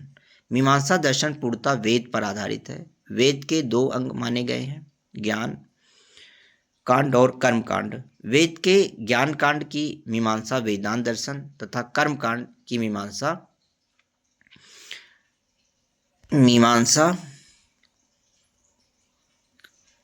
दर्शन के रूप में हुई है। इसी कारण वेदांत दर्शन को ज्ञान मीमांसा तथा मीमांसा दर्शन को कर्म मीमांसा कहा जाता है। ऐसा माना जाता है कि लोगों को कर्म और रीतियों के प्रति संदेह उत्पन्न होने लगा था। वे हवन, यज्ञ, बलि आदि कर्मों को महत्वहीन मानने लगे थे। इसकी आवश्यकता व महत्व तथा कर्म के अर्थ व कर्म से फल की प्राप्ति के महत्व को समझाने की दृष्टि से मीमांसा दर्शन या कर्म मीमांसा का विकास हुआ। इसे कर्म का दर्शन इसी कारण कहा जाता है। मीमांसा दर्शन के प्रणेता जैमिनी को माना जाता है। मीमांसा दर्शन का आधार जैमिनी द्वारा रचित मीमांसा सूत्र को माना गया है। मीमांसा दर्शन में कर्म को आध्यात्मिक महत्व देने के कारण ईश्वर का स्थान गौण हो गया। मीमांसा दर्शन में कर्म का उद्देश्य देवता को संतुष्ट करना नहीं, वरन आत्मा की शुद्धि है। वे देवता के अनेक रूप को केवल हवन स्वीकारने वाले आदर्श पुरुष के रूप में स्वीकारता है। मीमांसा दर्शन आत्मा को अमर मानता है। यह दर्शन भी आत्मा को अनेक मानता है। मीमांसा दर्शन का यह मानना है कि मृत्यु के उपरांत आत्मा शरीर को त्याग कर परलोक में अपने कर्मों का फल सुख दुख पाने के लिए विचरण करती है। मीमांसा दर्शन में वेद आचरण ही धर्म है। जिसका निषेध वेद में किया गया हो वह अधर्म है। धर्माचरण करने पर ही मृत्यु के उपरांत मोक्ष प्राप्त होता है। मीमांसा यह मानती है कि इस लोक में किए गए कर्मों का फल परलोक में भोगा जाता है। बाद में मीमांसा के 2 संप्रदाय हो जाते हैं। एक के प्रणेता कुमारिल भट्ट को और दूसरे के प्रणेता प्रभाकर मिश्र को माना जाता है। वेदांत दर्शन क्या होता है देखते हैं। भारत में विकसित सभी दर्शनों में वेदांत सबसे महत्वपूर्ण दर्शन माना जाता है। वेदांत दर्शन का आधार उपनिषद माना जाता है। पहले उपनिषद हेतु वेदांत शब्द प्रयुक्त होता था, क्योंकि उपनिषद वेद के अंतिम भाग थे। इस कारण इसे वेदांत वेद प्लस अंत कहा जाता था। बाद में उपनिषद से अनेक दर्शन विकसित हुए, सभी को वेदांत दर्शन कहा जाता है। यानी वेदांत में जो है क्रक्स ऑफ वेदास है। वेदांत दर्शन का आधार वादरायण का ब्रह्मसूत्र माना जाता है। ब्रह्मसूत्र की रचना उपनिषदों के विभिन्न वैचारिक विभिन्नताओं के मध्य सामंजस्य लाने के उद्देश्य से ही की गई थी। ब्रह्मसूत्र को वेदांत सूत्र भी कहते हैं। अनेक भाष्यकारों ने ब्रह्मसूत्र पर अपने अपने साहित्य का सृजन किया, जिसकी पुष्टि वेद व उपनिषदों में दिए गए विचारों से करने के प्रयास किया। इसी कारण जितने भाष्यकार हुए उतने ही वेदांत दर्शन संप्रदाय भी विकसित हुए। अद्वैतवाद नॉन क्वालिज्म प्रवर्तक शंकर हैं, यह सबसे प्रधान कहा जाता है। विशिष्टाद्वैतवाद के प्रवर्तक रामानुज हैं। द्वैतवाद के प्रवर्तक माधवाचार्य हैं। द्वैताद्वैतवाद के प्रवर्तक निम्बकाचार्य हैं। वेदांत दर्शन का मुख्य प्रश्न है जीव तथा ब्रह्म में क्या संबंध है। इसी प्रश्न के विभिन्न उत्तरों ने विभिन्न संप्रदायों को जन्म दिया। शंकर ने कहा जीव व ब्रह्म दो नहीं है, अद्वैत है। इसी कारण इनके दर्शन को अद्वैतवाद कहा गया। रामानुज के अनुसार एक ही ब्रह्म में जीव व अचेतन प्रकृति विशिष्ट रूप में है। विभिन्न रूपों में अद्वैत का समर्थन करने के कारण इनके दर्शन को विशिष्टाद्वैत कहा गया। माधवाचार्य ने जीव व ब्रह्म को दो माना, इसी कारण उनका दर्शन द्वैतवाद कहलाया। निम्बकाचार्य ने कहा कि ब्रह्म व जीव किसी दृष्टि से दो हैं तो किसी दृष्टि से दो नहीं हैं, इसी कारण इनका दर्शन द्वैताद्वैतवाद कहलाया। वेदांत के सभी संप्रदायों में शंकराचार्य का अद्वैतवाद सबसे प्रचलित व प्रधान कहा जाता है। उन्होंने माना ब्रह्म ही एकमात्र सत्य है, शेष सभी वस्तुएं जीव जगत प्रपंच हैं, ईश्वर सत्य नहीं है। शंकराचार्य के दर्शन के अनुसार ब्रह्म सत्यम जगत मिथ्या जीवो ब्रह्मो नापरा, ब्रह्म ही एकमात्र सत्य है, जगत मिथ्या है। जीव तथा ब्रह्म अभिन्न है। यह दर्शन एक तत्ववादी प्रकृति का दर्शन है जो ब्रह्म को ही एकमात्र सत्य मानता है। ये आत्मा को ब्रह्म कहते हैं। ये आत्मा को नित्य शुद्ध व निराकार मानते हैं। आत्मा एक ही है परंतु अज्ञान के फलस्वरूप अनेक प्रतीत होती है। वेदांत के सिद्धांत क्या है, वेदांत दर्शन के सिद्धांत देखते हैं। पहला, ब्रह्म सत्यम जगन मिथ्या। हमारे वेदांत दर्शन के अनुसार यह संसार मिथ्या है, असत है। यहाँ केवल ब्रह्म ही सत्य है। यह ब्रह्म अर्थात ईश्वर अनंत अस्तित्व, अनंत ज्ञान और अनंत आनंद है जो समस्त प्राणियों में एक समान व्याप्त है। दूसरा, जीवों में ब्रह्म तत्व नापर, जीवो ब्रह्मात्व नापर। वेदांत के अनुसार यह जीव ही ब्रह्म है, कोई दूसरा नहीं है। इसमें आत्मा को अनंत, असीम, अजन्मा और अमर बतलाया गया है। इसलिए प्रत्येक आत्मा ब्रह्म स्वरूप है और यही सर्वव्यापी आत्मा परमात्मा कही जाती है। तीसरा, संसार असत्य है। अद्वैत दर्शन में जगत को असत्य बताया गया है क्योंकि यह माया का संसार है, लेकिन व्यवहार रूप में यही सत्य है। इसलिए जगत और ब्रह्म में कार्य कारण का संबंध माना जाता है। यदि ब्रह्म जगत का कारण है तो जगत उसकी व्याप्ति है। वह जगत के अंतर्गत सभी प्राणी आते हैं जिनको हम प्रत्यक्ष देखते हैं और जानते हैं, लेकिन अंतर जगत के अंतर्गत का ज्ञान इस बहिर्जगत के विश्लेषण द्वारा ही हो पाता है जो ब्रह्मवाद के नाम से जाना जाता है। आइए वेदांत के अनुसार शिक्षा के उद्देश्य क्या होते हैं इसको संक्षेप में समझ लेते हैं। वेदांत दर्शन में शिक्षा का मुख्य उद्देश्य विद्यार्थी को मोक्ष के लिए तैयार करना है, क्योंकि ज्ञान के द्वारा ही मोक्ष की प्राप्ति संभव है जो बिना सच्ची शिक्षा के असंभव होती है। जैसे ब्रह्म का साक्षात्कार करना, ब्रह्म ज्ञान, ब्रह्म की जिज्ञासा महत्वपूर्ण इसके उद्देश्य हैं। ब्रह्म का साक्षात्कार क्या है? ब्रह्म साक्षात्कार वेदांत दर्शन का मुख्य उद्देश्य है। हमारे उपनिषद यही कहते हैं, एकमेव अद्वितीय ने नानास्ति किंचन, अर्थात इस विश्व में केवल एक ही सत्ता है, अनेक की सत्ता नहीं है। वेदांत में उल्लिखित है कि जीव और ब्रह्म दोनों एक हैं, दोनों में कोई भेद नहीं है। जीव सर्वशक्तिमान, सर्वव्यापी और सर्वज्ञ है, जिसको हम अपने अज्ञान अविद्या के द्वारा पहचान नहीं पाते हैं। इसलिए विद्या को प्राप्त करने के लिए हमें ऐसी शिक्षा की आवश्यकता होनी चाहिए जो हमें ज्ञान द्वारा ब्रह्म दर्शन कराने में समर्थ हो सके। वेदांत दर्शन के मुख्य बिंदु समझते हैं क्या है। ब्रह्म सत्यम जगन मिथ्या, केवल ब्रह्म ही सत्य है, उसे छोड़कर सभी पदार्थ असत्य हैं। दूसरा, सत्यचित आनंद ब्रह्म का स्वरूप है। ब्रह्म ही इस चराचर जगत की उत्पत्ति, स्थिति और प्रलय का कारण है। ब्रह्म निर्गुण है, इसका कोई रूप और आकार नहीं है। कुछ लोग ब्रह्म को सगुण मानते हैं, लेकिन वे लोग अविद्या के कारण ऐसा सोचते हैं। ब्रह्म की उत्पत्ति करने वाला कोई नहीं है, वह नित्य और अजन्मा है। ब्रह्म और आत्मा में कोई भेद नहीं है। जीव मूलतः ब्रह्म स्वरूप ही है, इसीलिए इस दर्शन को अद्वैत कहा जाता है। जगत संसार योग्य है और आत्मा भोगता है। इस सृष्टि की उत्पत्ति माया से होती है। माया परमेश्वर के बीच की शक्ति होती है। माया ब्रह्म के साथ हमेशा रहती है। यह सत, रज और तम गुणों से युक्त है। माया रहित ब्रह्म जगत की सृष्टि नहीं करता। शंकराचार्य ने माया और अविद्या को समानार्थी माना है। माया से आवृत होने पर निर्गुण ब्रह्म ईश्वर कहलाता है। ईश्वर ही जगत का निमित्त और उपादान कारण है। व्यवहारिक दृष्टि से ब्रह्म सगुण है।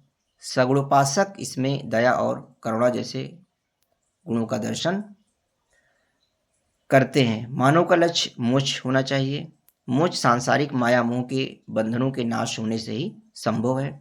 सच्चे ज्ञान की साधना मोक्ष की प्राप्ति आसान सच्चे ज्ञान की साधना से मोक्ष की प्राप्ति आसान हो जाती है। अब आइए नास्तिक दर्शन को समझते हैं। नास्तिक दर्शन के अंतर्गत वे दर्शन आते हैं जो वेद को प्रमाण नहीं मानते हैं, उसका अनुयायी ना होकर वेद के विरोधी होते हैं। नास्तिक का अर्थ यहाँ अनिश्वरवादी नहीं है, वेद विरोधी है। जैन व बौद्ध दर्शन परलोक की सत्ता में विश्वास रखते हैं, परंतु परलोक की सत्ता में विश्वास करते हैं, परंतु नास्तिक दर्शन कहलाते हैं, क्योंकि वे वेद विरोधी हैं। इसके अंतर्गत जैन दर्शन, बौद्ध दर्शन, चारवाक दर्शन आते हैं। सबसे पहले चारवाक दर्शन को समझते हैं क्या होता है। भारतीय दर्शनों की प्रकृति मुख्यतः आध्यात्मिक ही रही है, परंतु चारवाक दर्शन एक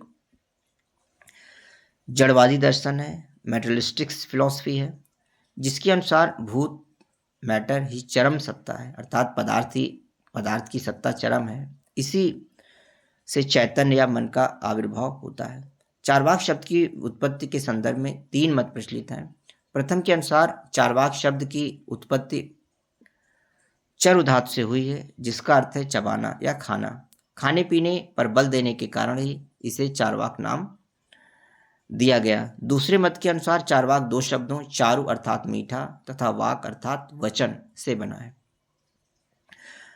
जिसका अर्थ है मीठे वचन बोलने वाला। चारवाक दर्शन सुख और आनंद की बात करता है, इस कारण सामान्य जनता को प्रिय व मधुर प्रतीत होता है। तीसरे मत के अनुसार चारवाक ऋषि के नाम पर इसका नाम चारवाक हुआ।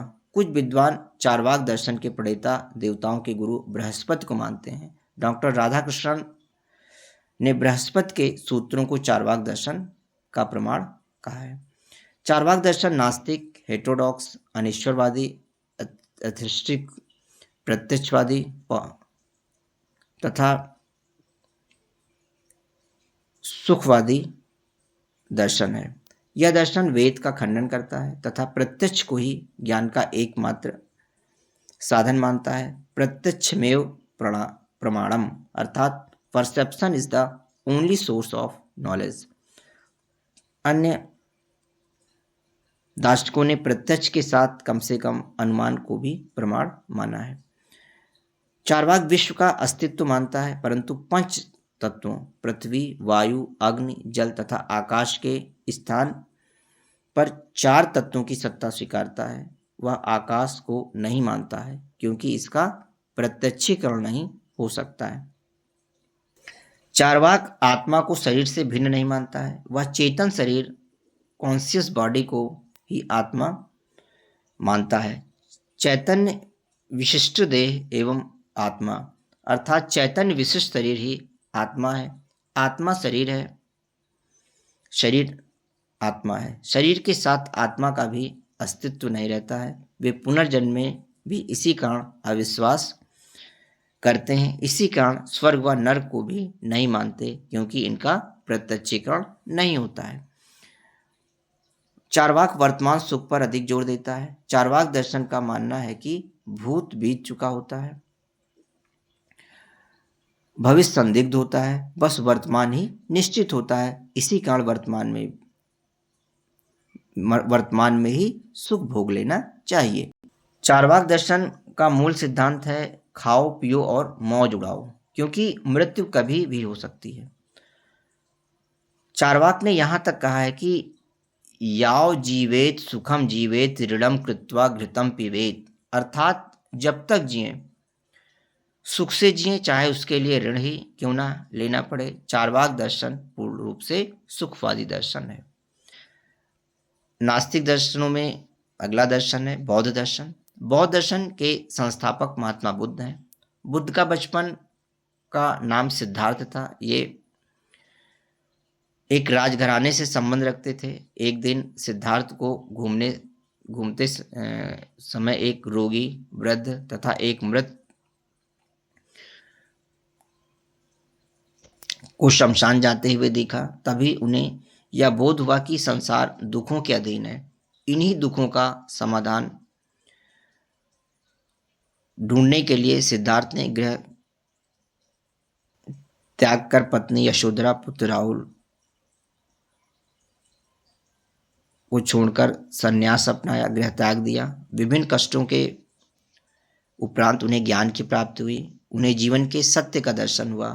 तत्व ज्ञान या बोधि प्राप्ति के बाद उन्हें बुद्ध की संज्ञा प्राप्त हुई। बुद्ध नाम के अतिरिक्त उन्हें तथागत, अर्थात जो वस्तुओं के वास्तविक स्वरूप को जानता हो उसे तथागत कहते हैं, तथा अहरत दवर्दी भी कहा गया है।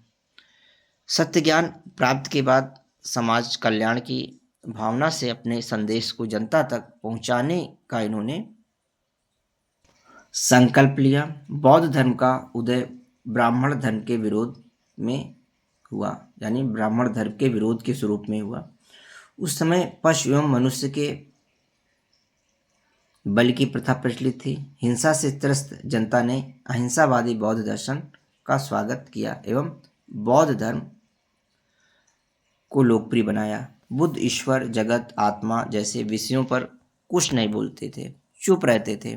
बुद्ध ने क्षणिक आत्मा की सत्ता स्वीकार की है। वे आत्मा को चेतन का प्रवाह मानते थे, स्ट्रीम ऑफ कॉन्शियसनेस। बुद्ध के सारे उपदेश 4 आर्य सत्यों में निहित थे। पहला, संसार दुखों से परिपूर्ण है, देयर इज सफरिंग। दुखों का कारण है, there is cause of suffering. दुखों का अंत संभव है, there is cessation of suffering. दुखों के अंत का मार्ग है, there is a way leading to the cessation of suffering. इसी चौथे आर्य सत्य में दुखों के निरोध की अवस्था हेतु निर्वाण की प्राप्ति की बात कही गई। इसके लिए 8 पद बताए गए, जिसे अष्टांग मार्ग, द 8फोल्ड नोबल पाथ कहा गया। पहला, सम्यक दृष्टि, राइट व्यू। दूसरा, सम्यक संकल्प, राइट रिजॉल्व। तीसरा, सम्यक वाक, राइट स्पीच। चौथा, सम्यक कर्मांत, राइट एक्शन। पांचवा, सम्यक आजीविका, राइट लेवलीहुड। छठा, सम्यक व्यायाम, राइट इफर्ट। सातवां, सम्यक स्मृति, राइट माइंडफुलनेस। और आठवां, सम्यक समाधि, राइट।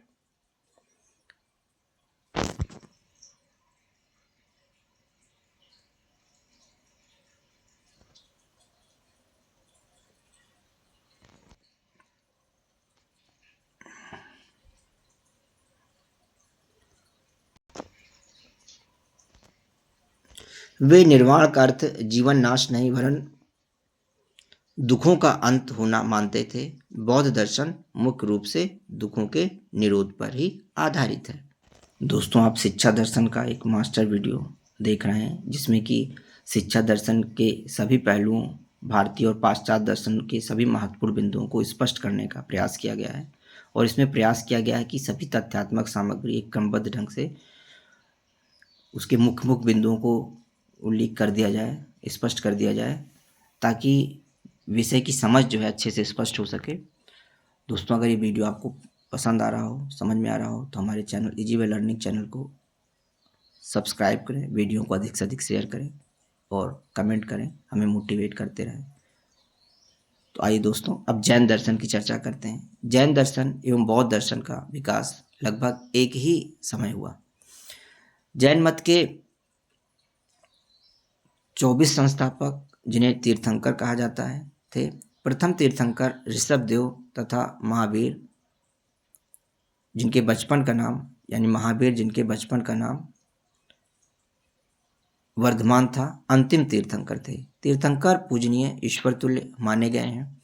इनके बताए मार्ग पर चलकर मानव बंधन मुक्त हो सकता है। जैन धर्म में तीर्थंकर को जिन जी से बना है, यानी जिन जो है जी से बना है, जिसका अर्थ होता है विजय।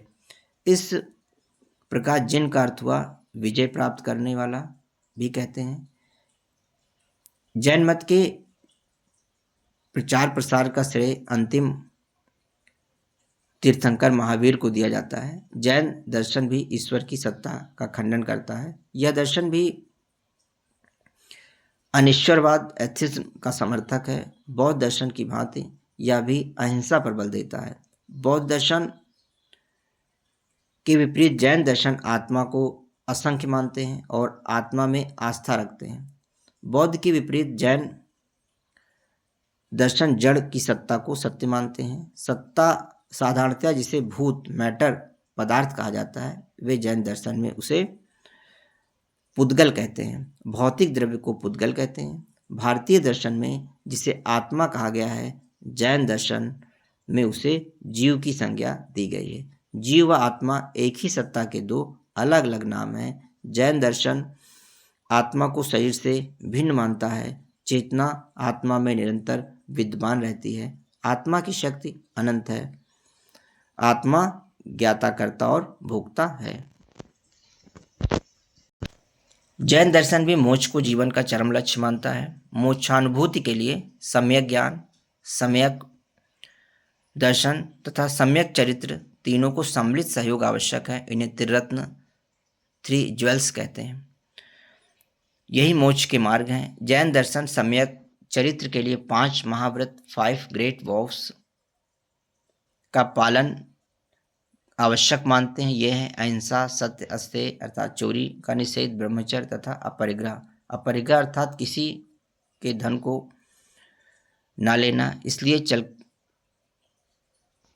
इस पर चलकर मोक्ष प्राप्त किया जा सकता है। जैन दर्शन ईश्वर को नहीं मानता है, परंतु तीर्थंकरों की पूजा धूमधाम से करता है। आइए भारतीय दर्शन की विशेषताओं को समझ लेते हैं। भारतीय दर्शन की कुछ विशेषताएं जिनको हम अनेक बिंदुओं के अंतर्गत समझ सकते हैं। पहला है दुख की अनुभूति। भारत में दर्शन का विकास आध्यात्मिक असंतोष के कारण ही हुआ है।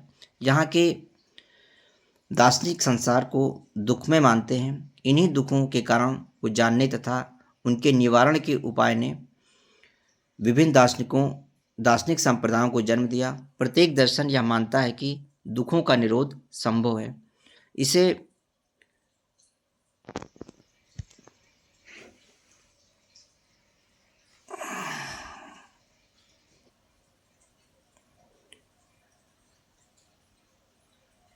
इसका निरोध किया जा सकता है। इस कार्य को कैसे किया जाए, यही आस्तिक व नास्तिक दर्शन को भिन्न करता है। सभी ने अपने अपने दृष्टिकोण से दुख निरोध के मार्ग बताए हैं। दूसरा, आत्मा में विश्वास। आस्तिक व नास्तिक दोनों ही वर्गों के सभी दर्शन चार्वाक को छोड़कर आत्मा की सत्ता में विश्वास करते हैं। सभी दर्शन किसी न किसी रूप में आत्मा की सत्ता को स्वीकार करते हैं। चार्वाक ने भी आत्मा व शरीर को पर्याय माना है।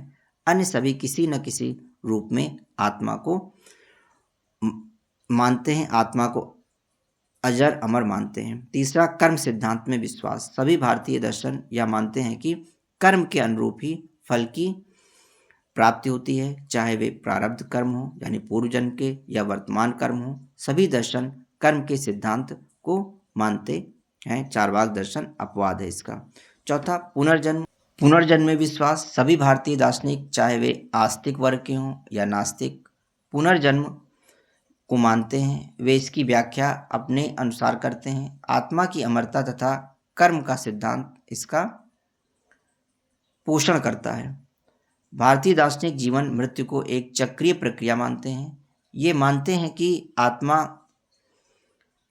अपने कर्मों का फल भोगने के लिए बार बार जन्म लेती है। मृत्यु से शरीर का अंत होता है, आत्मा का नहीं।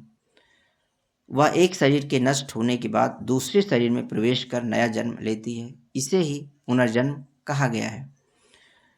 चार्वाक आत्मा की अमरता को नहीं मानता है, इस कारण यह पुनर्जन्म को भी नहीं मानता है। जीवन के व्यवहारिक पक्ष पर बल देता है। भारतीय दर्शन जीवन से संबंधित है। जीवन के संघर्ष व दुखों के निरोध में ही इसका उदय हुआ है। इस कारण लगभग सभी भारतीय दर्शन के व्यवहारिक पक्ष सभी दर्शन जीवन के व्यवहारिक पक्ष पर अधिक बल देते हैं। जीवन के बिना दर्शन की कल्पना ही असंभव है। प्रोफेसर हरियाणा के अनुसार दर्शन सिर्फ सोचने की पद्धति न होकर जीवन पद्धति है। चार्ल्स मूर तथा डॉक्टर राधाकृष्णन भी मानते हैं कि भारत में दर्शन जीवन के लिए है। मोक्ष की प्राप्ति जीवन का चरम लक्ष्य है। विभिन्न भारतीय दार्शनिक संप्रदाय मोक्ष को अलग अलग नामों से पुकारते हैं। जैसे बौद्ध ने निर्वाण कहा है, तो न्याय वैशेषिक दर्शन में मोक्ष को आत्मा की अचेतन अवस्था कहा गया है। चार्वाक दर्शन को छोड़कर जो मोक्ष को नहीं मानता है, यानी चार्वाक दर्शन मोक्ष को नहीं मानता है। सभी भारतीय दर्शन मोक्ष की प्राप्ति जीवन का चरम लक्ष्य मानते हैं। सभी भारतीय दर्शन चार्वाक को छोड़कर मोक्ष का अर्थ दुख का विनाश मानते हैं। अगला अज्ञान मोह बंधन का मुख्य कारण है। चार्वाक दर्शन के अतिरिक्त सभी भारतीय दर्शन अज्ञान को ही बंधन या मोह का मुख्य कारण मानते हैं। मनुष्य अज्ञान के ही कारण सांसारिक दुखों को झेलता है और एक जन्म से दूसरा जन्म लेता रहता है। सभी दार्शनिक स्वीकार करते हैं कि इस अज्ञान का नाश केवल ज्ञान द्वारा ही संभव है। अज्ञान के नष्ट हो जाने पर बंधन का नाश स्वतः हो जाता है। यही ज्ञान मोक्ष प्राप्ति का मार्ग प्रशस्त करता है और जीवन मृत्यु से मुक्त प्राप्त करने का मार्ग दिखाता है। अगला है आत्म संयम पर बल। सभी भारतीय दर्शन चाहे आस्तिक वर्ग के हों या नास्तिक वर्ग के हों, चार्वाक को छोड़कर सत्य की प्राप्ति के लिए आत्म संयम को आवश्यक मानते हैं। आत्म संयम द्वारा ही पाश्विक प्रवृत्तियों पर नियंत्रण प्राप्त किया जा सकता है। तभी नैतिक व धार्मिक आचरण संभव होगा, जो मोक्ष प्राप्ति हेतु आवश्यक है।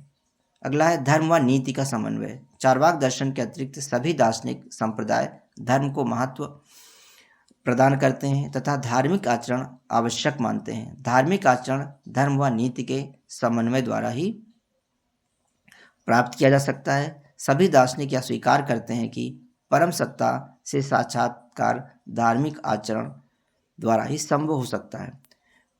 अगला है वेद ही प्रामाणिकता का आधार है। सभी भारतीय दार्शनिक संप्रदायों पर वेद का प्रभाव दिखता है, चाहे वे वेद में आस्था दिखाएं या वेद का विरोध करें। अर्थात वेद का प्रभाव चाहे निषेधात्मक रूप में ही हो दिखता है। जगत सत्य है। सभी भारतीय दार्शनिक संप्रदाय जगत की सत्यता को स्वीकारते हैं। वे उसकी व्याख्या अलग अलग नाम व अलग अलग ढंग से भले ही करें, पर जगत को सत्य मानते हैं। शंकराचार्य तथा योगाचार संप्रदाय इसके अपवाद हैं। अगर भारतीय दर्शन प्रणाली के शिक्षा में योगदान की बात करें तो भारतीय दर्शन प्रणाली ने भारतीय शिक्षा में नैतिक शिक्षा के महत्व को उजागर किया, कर्म सिद्धांत की महत्ता को बताया, मानवीय मूल्यों पर बल दिया, शिक्षा के व्यापक अर्थ प्रदान करने का प्रयास किया, भारतीय संस्कृति का पोषण व संरक्षण, विश्व शांति का पोषक, आधुनिक शिक्षा प्रणाली का आधार और योग शिक्षा की महत्ता, शिक्षा संस्थाओं को जन्म जैसे महत्वपूर्ण योगदान है जो भारतीय दर्शन ने भारतीय शिक्षा प्रणाली और संस्कृति को दिया है। आइए पाश्चात्य दर्शन के महत्वपूर्ण बिंदुओं को समझते हैं। पाश्चात्य दर्शन के महत्वपूर्ण सिद्धांतों को जो है संक्षेप में समझते हैं। उसके पहले हम लोग एक बार पुनः जो है शिक्षा दर्शन के महत्वपूर्ण बिंदुओं को एक बार समझ लेते हैं आगे बढ़ने से पहले। शिक्षा दर्शन एक विद्वान हुए हैं शोपेनहावर, इनका महत्वपूर्ण कथन है कि संसार का प्रत्येक व्यक्ति जन्मजात दार्शनिक होता है। संसार का प्रत्येक व्यक्ति जन्मजात दार्शनिक है, यह कथन शोपेनहावर का है। दर्शन का अध्ययन जो है मुख्य रूप से तीन, या कह सकते हैं दर्शन शास्त्र मुख्य रूप से तीन जो है, दर्शन जो है मुख्य रूप से तीन भागों में अपने आप को समाहित किए हुए है। तत्वज्ञान मेटाफिजिक्स, ज्ञान शास्त्र एपिस्टेमोलॉजी, मूल्य शास्त्र एक्सियोलॉजी। तत्वज्ञान के अंतर्गत आत्मा संबंधी तत्वज्ञान मेटाफिजिक्स ऑफ द साउल, ईश्वर संबंधी तत्वज्ञान थियोलॉजी, सृष्टि संबंधी तत्वज्ञान कॉस्मोलॉजी, सृष्टि उत्पत्ति संबंधी तत्वज्ञान कॉस्मोगोमी, सत्ता संबंधी तत्वज्ञान ओंटोलॉजी आते हैं। ज्ञान शास्त्र के अंतर्गत ज्ञान प्राप्त करने की विधियां पाठ्यक्रम आदि आता है। और मूल्य शास्त्र एक्सियोलॉजी में जो है नीति शास्त्र एथिक्स आ जाता है, सौंदर्य शास्त्र एस्थेटिक्स आ जाता है, और तर्कशास्त्र लॉजिक आ जाता है।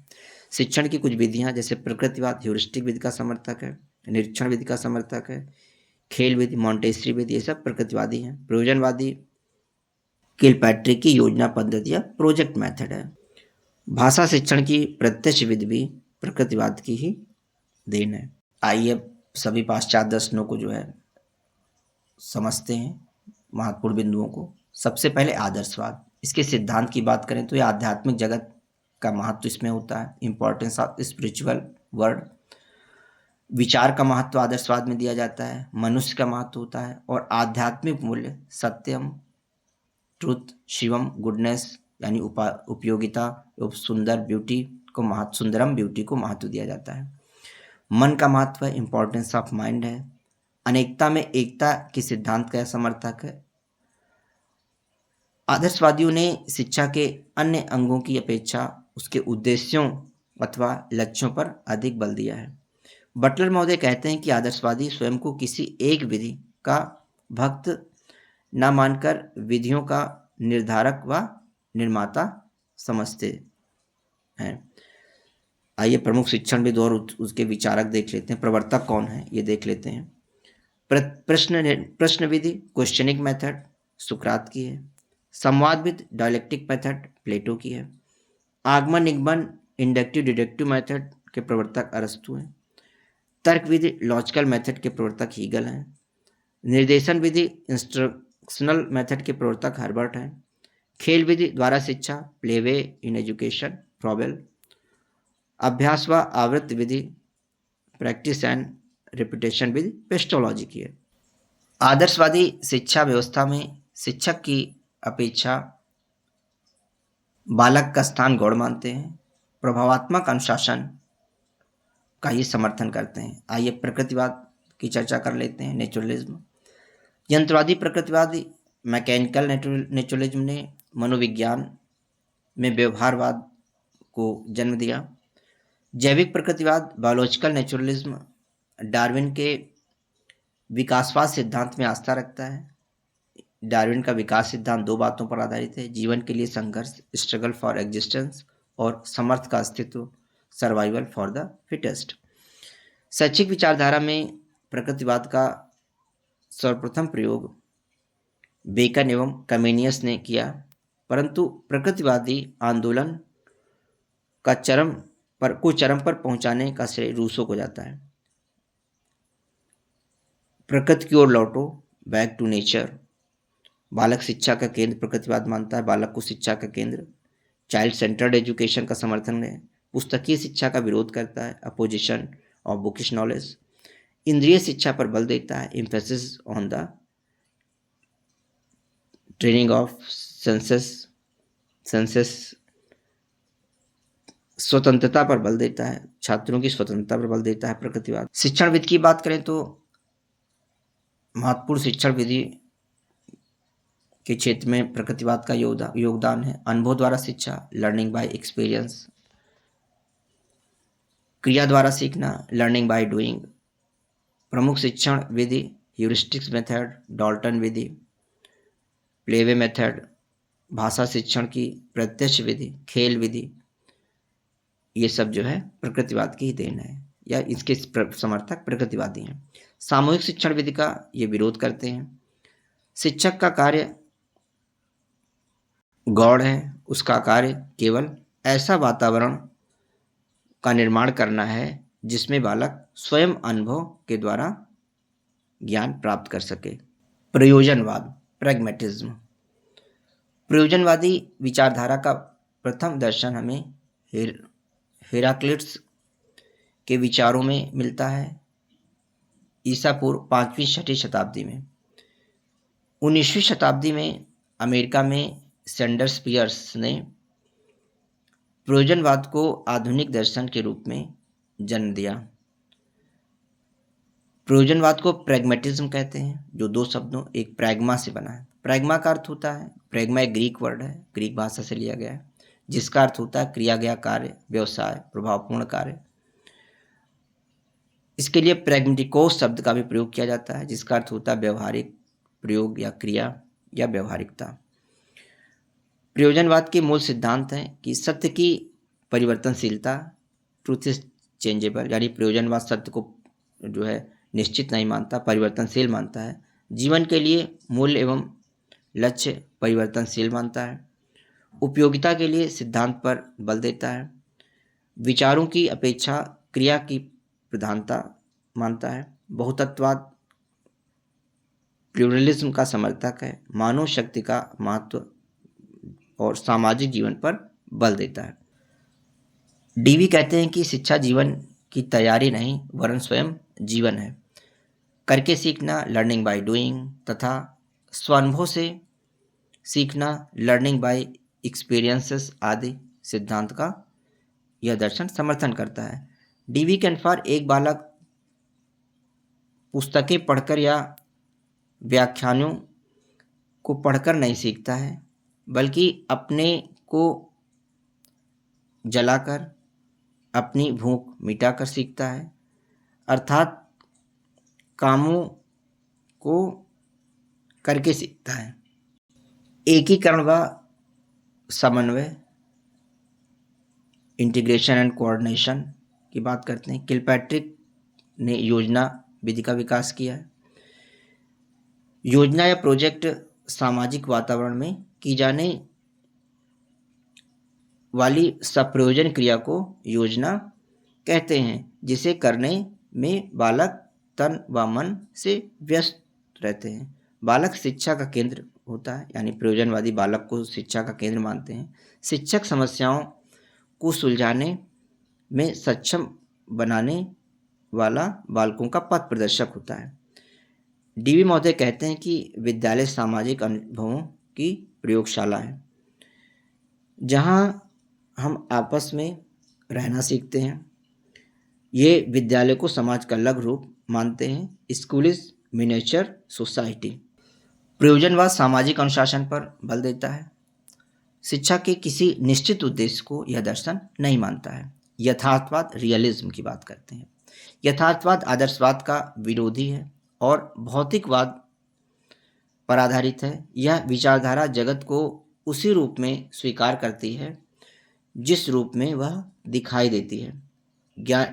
ज्ञानेंद्रियों द्वारा ही प्राप्त ज्ञान सत्य है, यानी ज्ञानेंद्रियों के द्वारा प्राप्त ज्ञान को यथार्थवाद सत्य मानते हैं।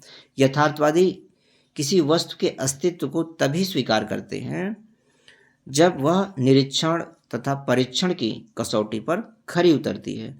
रियलिज्म दो शब्दों रियल और दो ग्रीक शब्दों से, रियलिज्म का जो रियलिज्म जो है रियल के ग्रीक शब्द से बना है, जिसका अर्थ होता है वस्तु संबंधी, अर्थात यथार्थवाद वस्तु के अस्तित्व संबंधी विचारधारा है,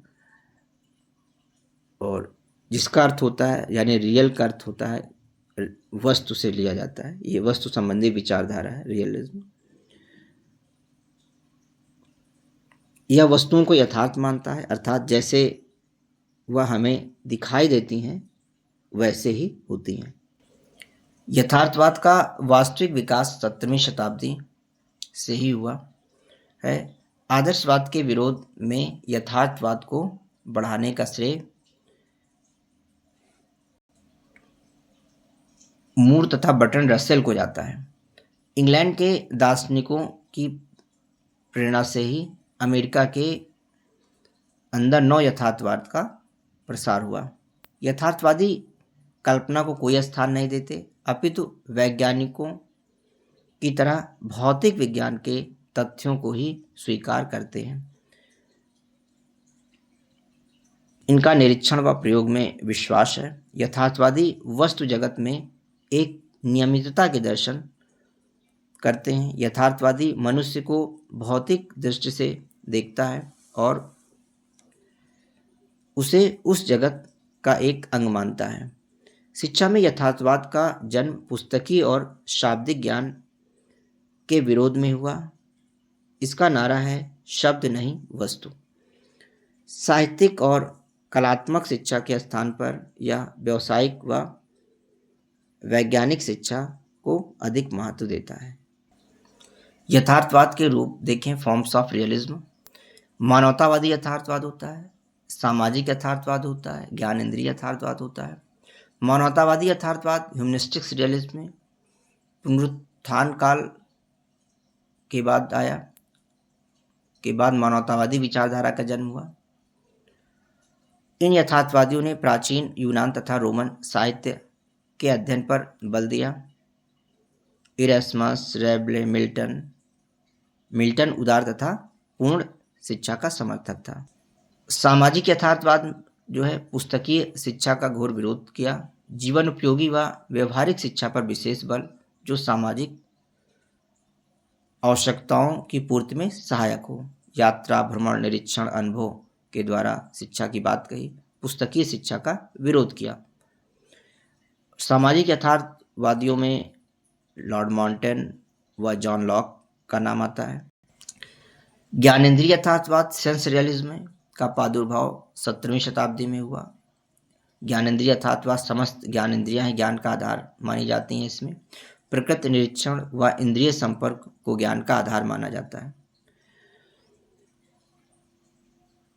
ज्ञानेंद्रिय यथार्थवाद शिक्षा प्राप्त करने के लिए आगमन प्रणाली, निगमन प्रणाली से उत्तम मानता है। ज्ञानेंद्रिय यथार्थवादियों विचारकों में मुलकास्टर, बेकन, रटके, कमेनियस का नाम आता है। यथार्थवाद के अनुसार शिक्षा का संबंध व्यक्ति के वर्तमान जीवन से होना चाहिए। शिक्षा के उद्देश्य की बात करें तो पूर्ण एवं वास्तविक जीवन के लिए तैयार करना, बालक को प्रकृति तथा सामाजिक पर्यावरण का पूर्ण ज्ञान कराना, व्यावसायिक क्षमता का विकास करना, वैज्ञानिक दृष्टिकोण का विकास करना, बालक को सुखी जीवन के लिए तैयार करना। यथार्थवादियों के अनुसार पाठ्यक्रम विस्तृत व उपयोगी होनी चाहिए। विस्तृत पाठ्यक्रम में से विषयों के चयन का अधिकार होना चाहिए। यथार्थवादियों का ऐसा मानना है। तथ्य केंद्रित फैक्ट सेंटर्ड शिक्षण विधि पर बल दिया गया है। इसमें वस्तुनिष्ठता ऑब्जेक्टिविटी पर विशेष बल है। वैज्ञानिक विधियों के समर्थक हैं यथार्थवादी, जिसमें निरीक्षण, प्रदर्शन, विश्लेषण, आगमन पद्धतियों का विशेष उपयोग करते हैं। संश्लेषणात्मक मेथड का भी ये समर्थन करते हैं। संबंध विधि कोरिलेशन मेथड के समर्थक हैं। यथार्थवादी शिक्षकों के प्रशिक्षण ट्रेनिंग की बात कही है, क्योंकि यथार्थवादियों का मानना है कि एक शिक्षक को इस बात का पूर्ण ज्ञान होना चाहिए कि किस बालक को किस समय कितना पढ़ाया जाना चाहिए। विद्यालय मनुष्यों के वास्तविक निर्माण के स्थान है, कमेनियस महोदय का कथन है। स्कूल और true for going to places for man. यथार्थवादी वस्तुनिष्ठता के प्रति समायोजन करना को ही अनुशासन मानता है। यथार्थवाद बालक के नैतिक व धार्मिक विकास पर भी बल देता है। यथार्थवाद की शिक्षा को देन की बात करें तो शिक्षा को व्यवहारिक बनाने पर बल दिया यथार्थवाद ने। विज्ञान के अध्ययन को महत्व दिया। वैज्ञानिक व तकनीकी शिक्षा के अध्ययन पर बल दिया और वैयक्तिक शिक्षा पर भी जो है और व्यावसायिक शिक्षा पर बल जो है यथार्थवादियों की ही देन है। अस्तित्ववाद एग्जिस्टलिज्म।